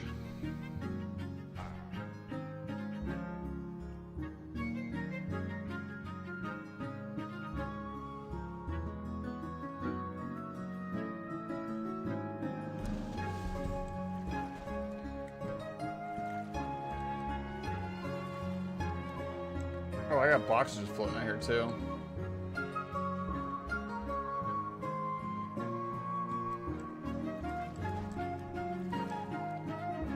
Oh, okay, that's the stuff we dropped, yeah. Well, we picked it back up. So no prob for this blob.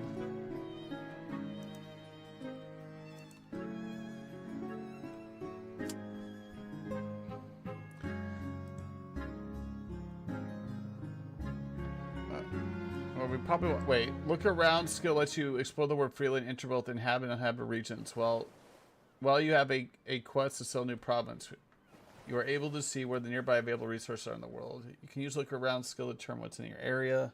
Oh, this. Then enter the region you wish to sell. Just note that you don't have to wait. Just note that you don't have to sell your region right on top of a single marker. You can choose to look around the skill in between 2 or 3 even more markers. When a province is established, it will claim all of those resources in its own. Okay. Wait, no. Ah, dang it.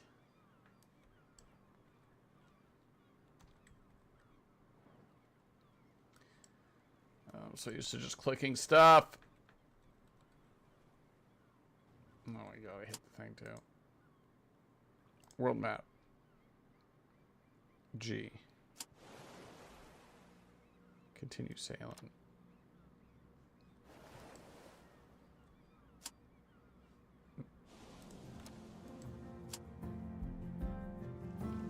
Okay, this is limestone.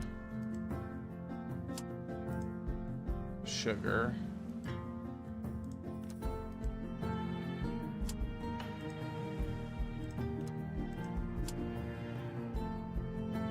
Grapes and sugar.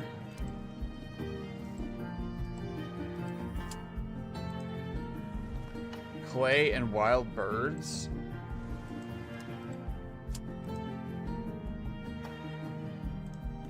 Is that all of them? Probably put it here to be honest. Limestone. Jute. I haven't even seen jute, so let's do that. Take a closer look. Holy. I probably want to settle it like in the like somewhere close, so when we come in it's easier.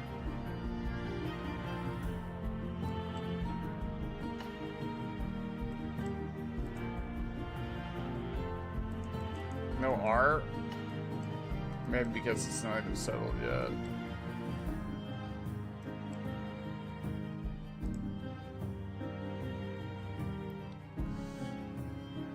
I wonder if the size of the landmass matters at all.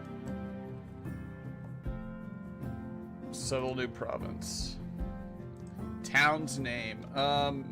What should we call it?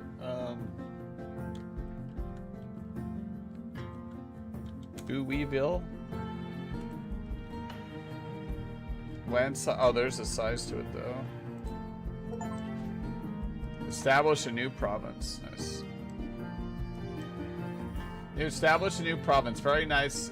As its founder, you will have access to various useful perks, but before you get to them, you need to build your province, build at least one house. In order to do this, you need town supplies. Okay.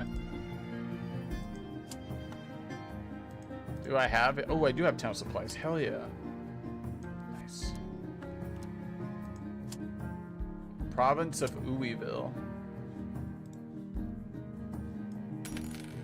Now I definitely want to grow it. Wait. Under construction.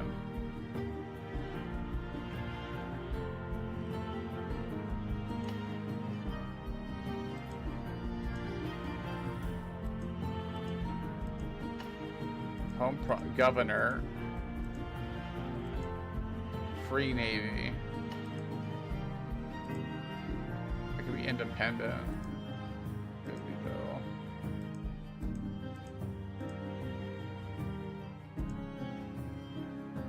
Oh. It's 3 hour cooldown, an hour cooldown. Okay. Wait, the main. Oh, this is the registered office. To allow you to designate a province, you've helped settle as well as your home. Home province will generate passive income for you by collecting taxes on all transactions. The higher the tax rate, the more income you expect to earn. If you've unlocked other factions, you can also change your alliance freely, and even customize your faction preference will affect you. Last but not least, you can endorse a specific governor to rule over your home province. Okay. That's cool. Nice. So it's still under construction, so it needs more okay, so now we have other reasons for supplies. Which I have. It doesn't have a cooldown on it, so.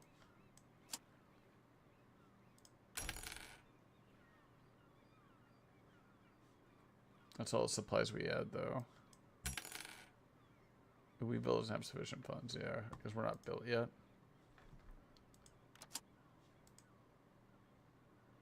About joining Valiant. Sign me up. Oh, join another faction. Oh, now we are part Valiant. Hell yeah.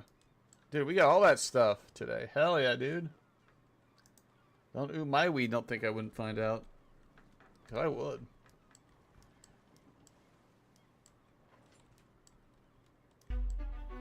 What the fuck is this? Bloodthirst. Are we getting attacked? You piece of fuck.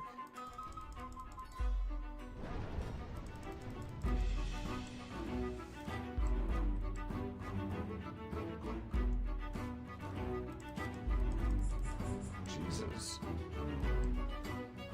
Defend my honor, bro. Hey, Roger Wales is here. You're supposed to help me out, bud.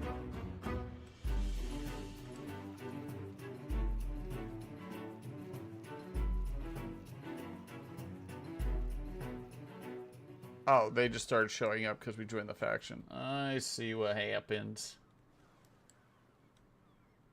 Well, I want more boxes.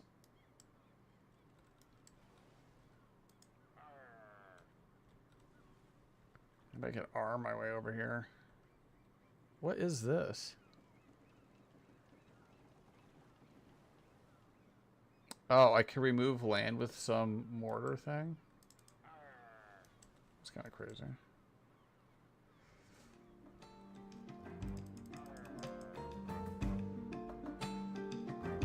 Wonder if I can put land back.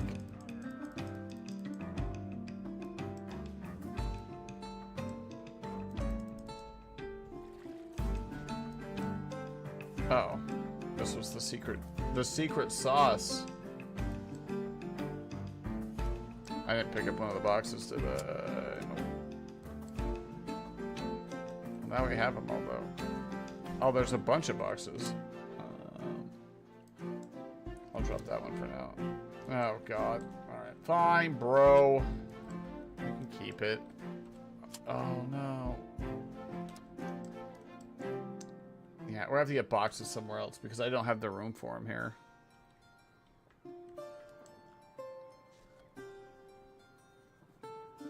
You'd think I have the room, but I do not.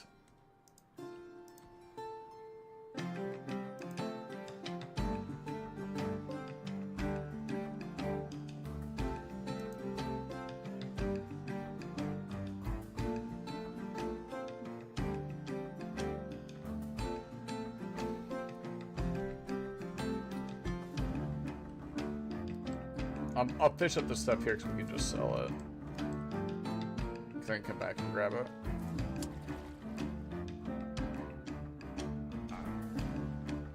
Jude. Oh, now I got Mr. Fish. Don't get bummed out, dude.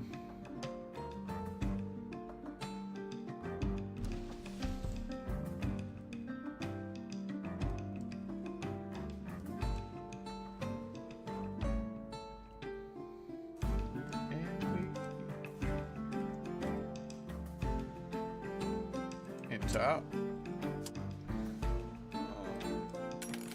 Okay, at least we're able to sell those. No, I want to get full value. No, full value. Okay, so I'll put these away. 205, 505, yeah, 55. 5 for fighting. Nice, nice. Okay, we need, yeah, I need to go make. I gotta get rid of that. We gotta get out of here. Okay.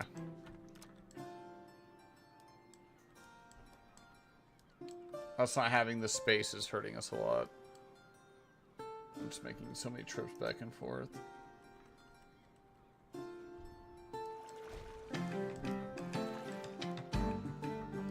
Bluefish. God dang it. Why didn't you grab that? We were over there. There's green, I just leave it. But sometimes we're like 3 or 4 grand, so. Oh, do I have the room? Drop that then. Yeah, definitely. I'd rather take bluefish, yeah.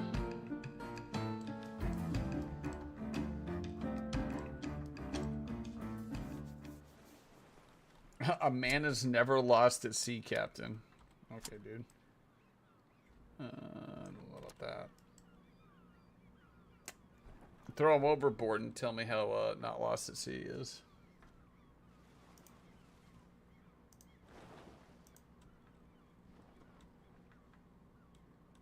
Oh, did I? Uh-oh. Oh, I know why. Because I never did it. That's why. Yeah, I didn't know I was going to be on this long.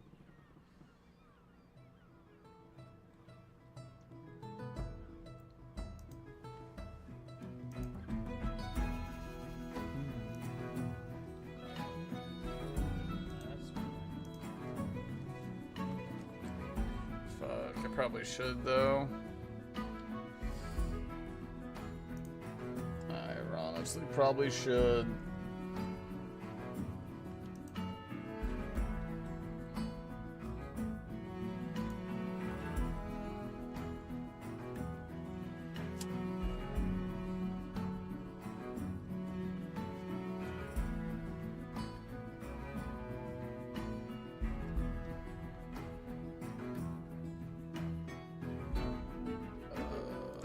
Is it Lindenport?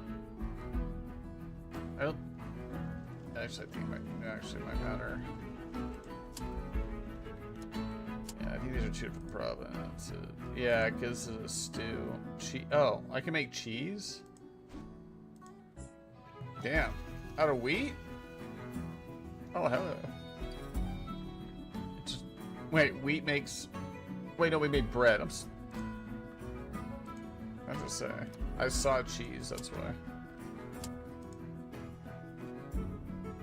So bread's expensive. Oh shit. Dude, we're almost at 100K. That's kind of crazy. Oh, you need 4 of these for bread. I could sell that if I wanted to. What do we need to make? Oh, I see. Yeah, obviously milk. Hearty stew. Water. Wait, there's 2 different types of bread. What's the difference between a 3 bread and a 4 bread? Oh, this is rice. Rice bread. Rancher's breakfast. So eggs and meat. Sea rations. Okay. That's what we can use the salt and the meat for, though. Wait, I actually could make this, can't I? Because I could take Mr. Fish, cook it into a meat, but I need 2 of them, so we can do this. Right. See what we did there, then combine. Now we have some. I wish I could save it. Those 3 sea rations. We'll just sell it. Fuck, I kind of want to keep it, but I'm just gonna sell this. 'Cause I need an actual trade route. I wonder what they mean by trade routes, how that works. They're like search for rumors.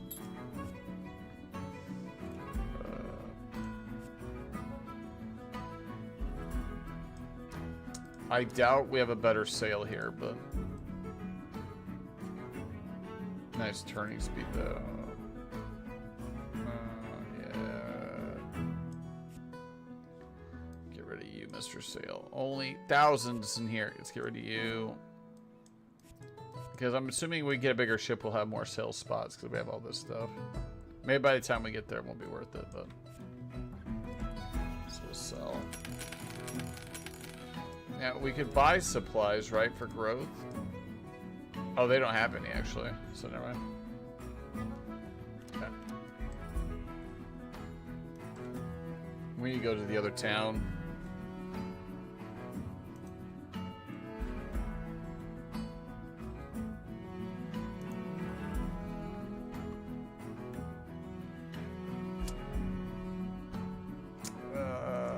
Uweville's obviously the one that we designed.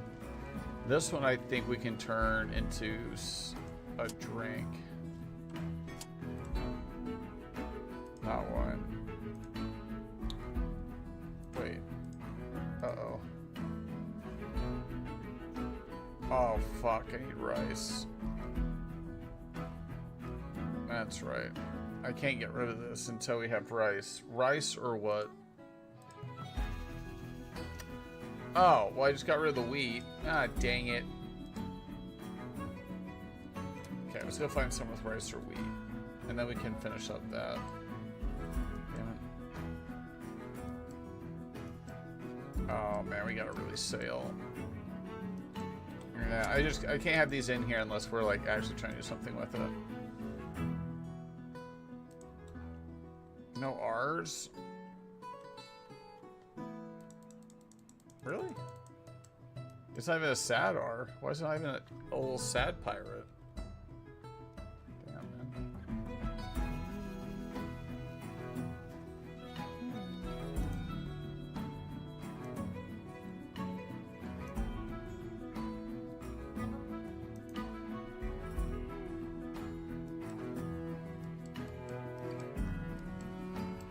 Look at our little banner. Oh, it's a well. It's a little more Maroon 5, but you know how it be, sail in the open sea, ooh and the wee, just you and me. Or maybe bring another, make it 3.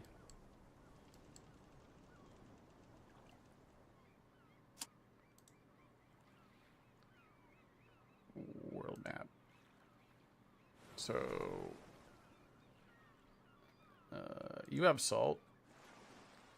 Oh, we have to go all the way around, though. Whoa. Wait, it didn't take me to the... Oh my god, why? The other ones, it took me right to the port. Okay, that's a sad art, though. I don't even... Maybe the bottom one, we might be able to lead down there, too. That's risky. Time-wise, anyway, it's risky.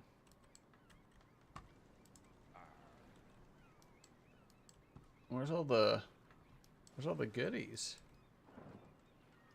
Dude, now that I have my own province, Uweville, I want to get moving. We got stuff to build, dude.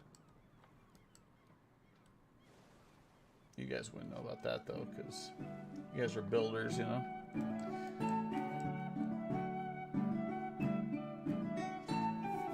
Oh, no.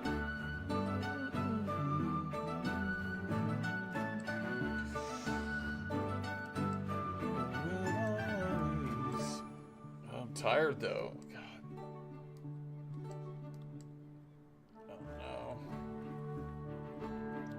Only be 6 hours of sleep. Oh no. I don't know why I stayed up. I just wasn't really that tired, I guess. I don't know. But now I am.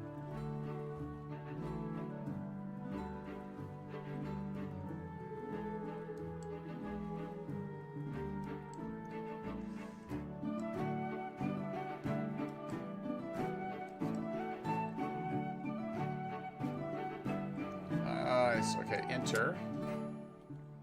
Grapes! Wait, how'd they low on grapes? Wait, didn't they? I thought they had... What? Didn't they have salt and stuff? The only thing they have is linen cloth. I hate it here. I thought we... Maybe it's the other port. I'm gonna see if I can leave. I can leave out this way. We need ones that are closer than this.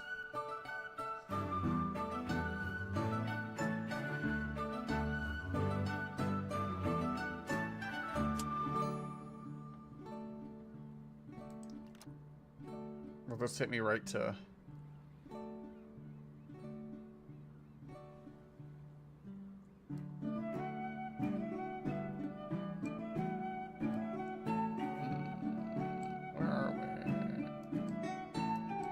I haven't been here hardly at all.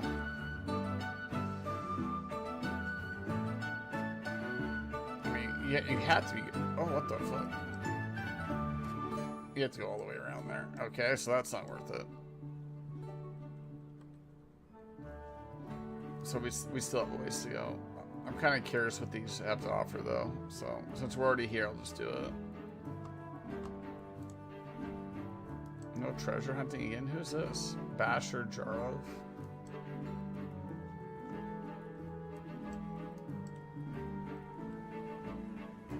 Oh, that sad peddler. That used to be me. Now look at me.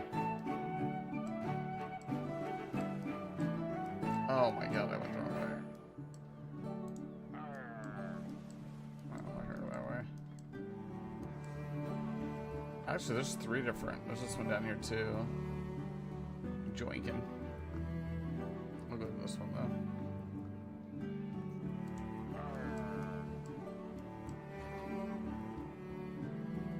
Dude, everybody's coming under attack by pirates.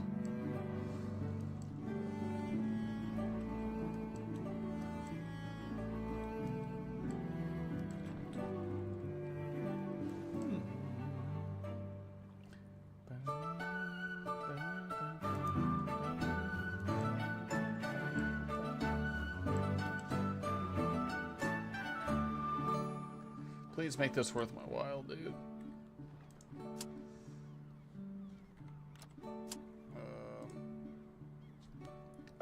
This is where you get 10. I have some of this, but I can store it as scrap. If I make it into a box, I can't do anything with it. Well, I mean, I can. I just have to sell it or do something with it.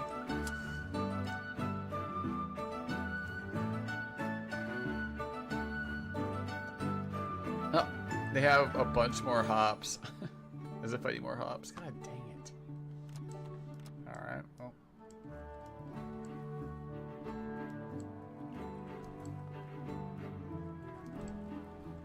Well, this was an adventure, I'll tell you that. I was like, man, I'll just do a couple more minutes and then hop off, and I'm stuck running around still.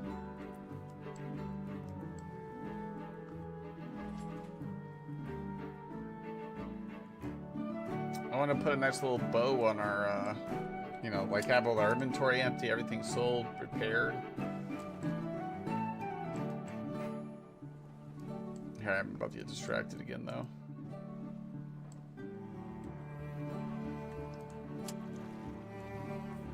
Fish.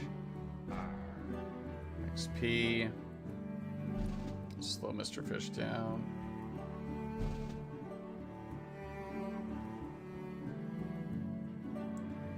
Bum Mr. Fish out.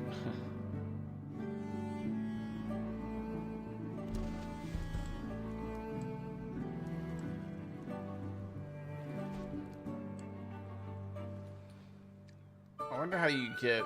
There's gotta be an easier way to get wood than that. Plus there's those other tiers of wood that I'm not aware how you get those either, but...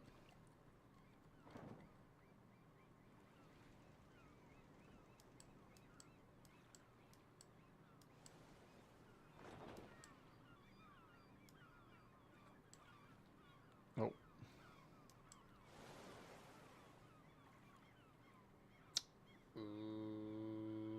don't think so.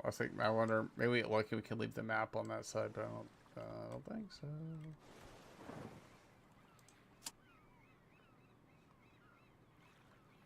Okay, so they all share it. I thought so, but I wanted to check.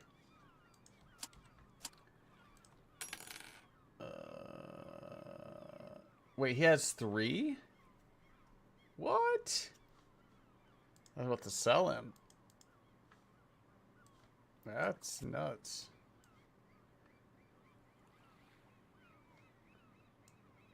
So he has field repairs. Oh, maybe not. Oh, he just has 2. I thought he had 3. Yeah, just sell him. Fuck. Let's get out of here. Okay. Let me see if we get out of here. We'll put our ship back at home base, probably. Not my luck. We're going to have to go all the way around, though. All the way around. Dang it. Why is there land here? Oh no. Oh, we might get lucky here. Yeah, if it's not clearing, we should be okay. Even if there's land here, I think as long as we get a little bit into the fog, we're good. Yes, thank God. World map. Yeah, didn't it say? I thought it showed salt there. Oh my God, they're under attack there. That's apples. Corn. Nobody has salt. Let's go here.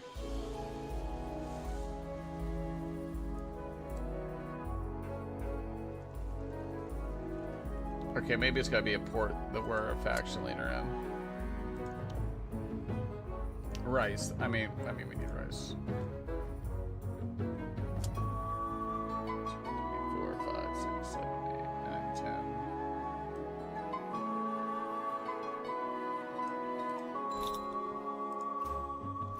Okay. We don't have anything in our inventory else right now. Enter.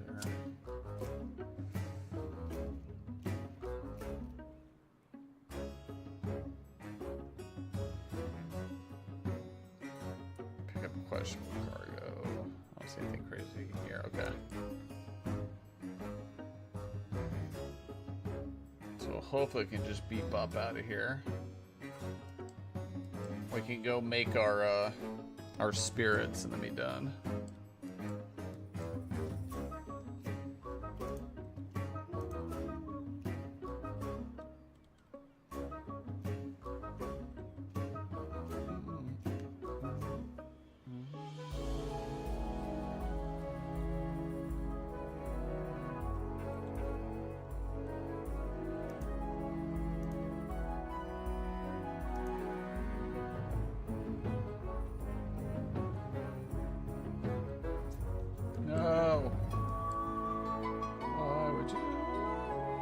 God dang it.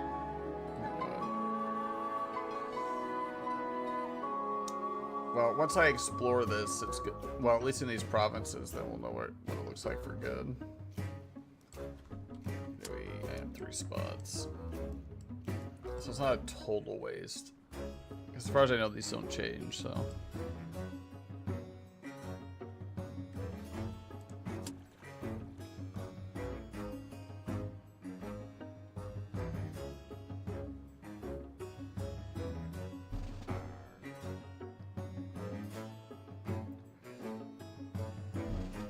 Yep, 2 boxes is more than enough. We learned a lesson last time. We were so close to getting 3 boxes up, though. A speed buff, we would have had it. I think our guy that we dive with is upgraded because it feels like our circle's definitely moving a little bit faster is what it feels like.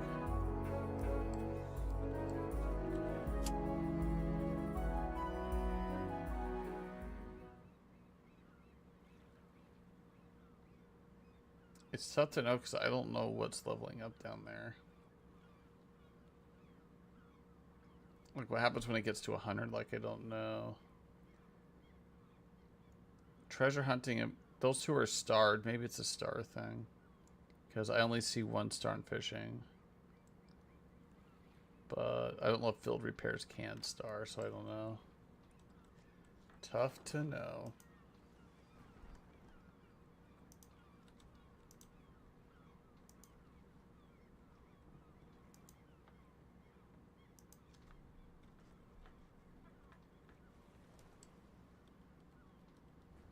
Oh, there it is.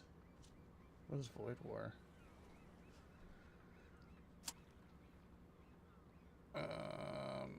No, we're gonna have to just... I don't know. Oh, fuck, it's under attack. Oh, wait, no. Louisville's under attack? At least the brewery's not. We'll have to save. I don't have time to deal... I'm glad that's what's under attack, because I don't really have time to deal with this. Enter Sandman. Great. So ale. Nope. Sake. That's what it is. Oh. Concussion. So wait. Artifact quality. Reckless crew. Yeah, this guy, it shows it has 3.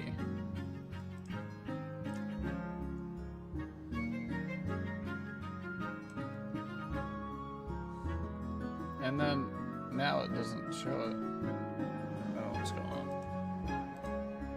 That's why I'm getting confused here.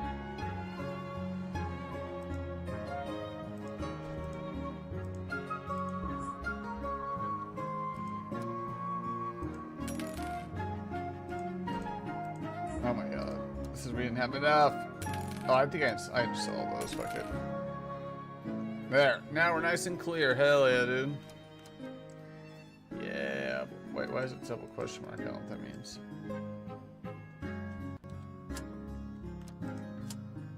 What do they sell? Sugar and wheat, yeah. We need a size 8.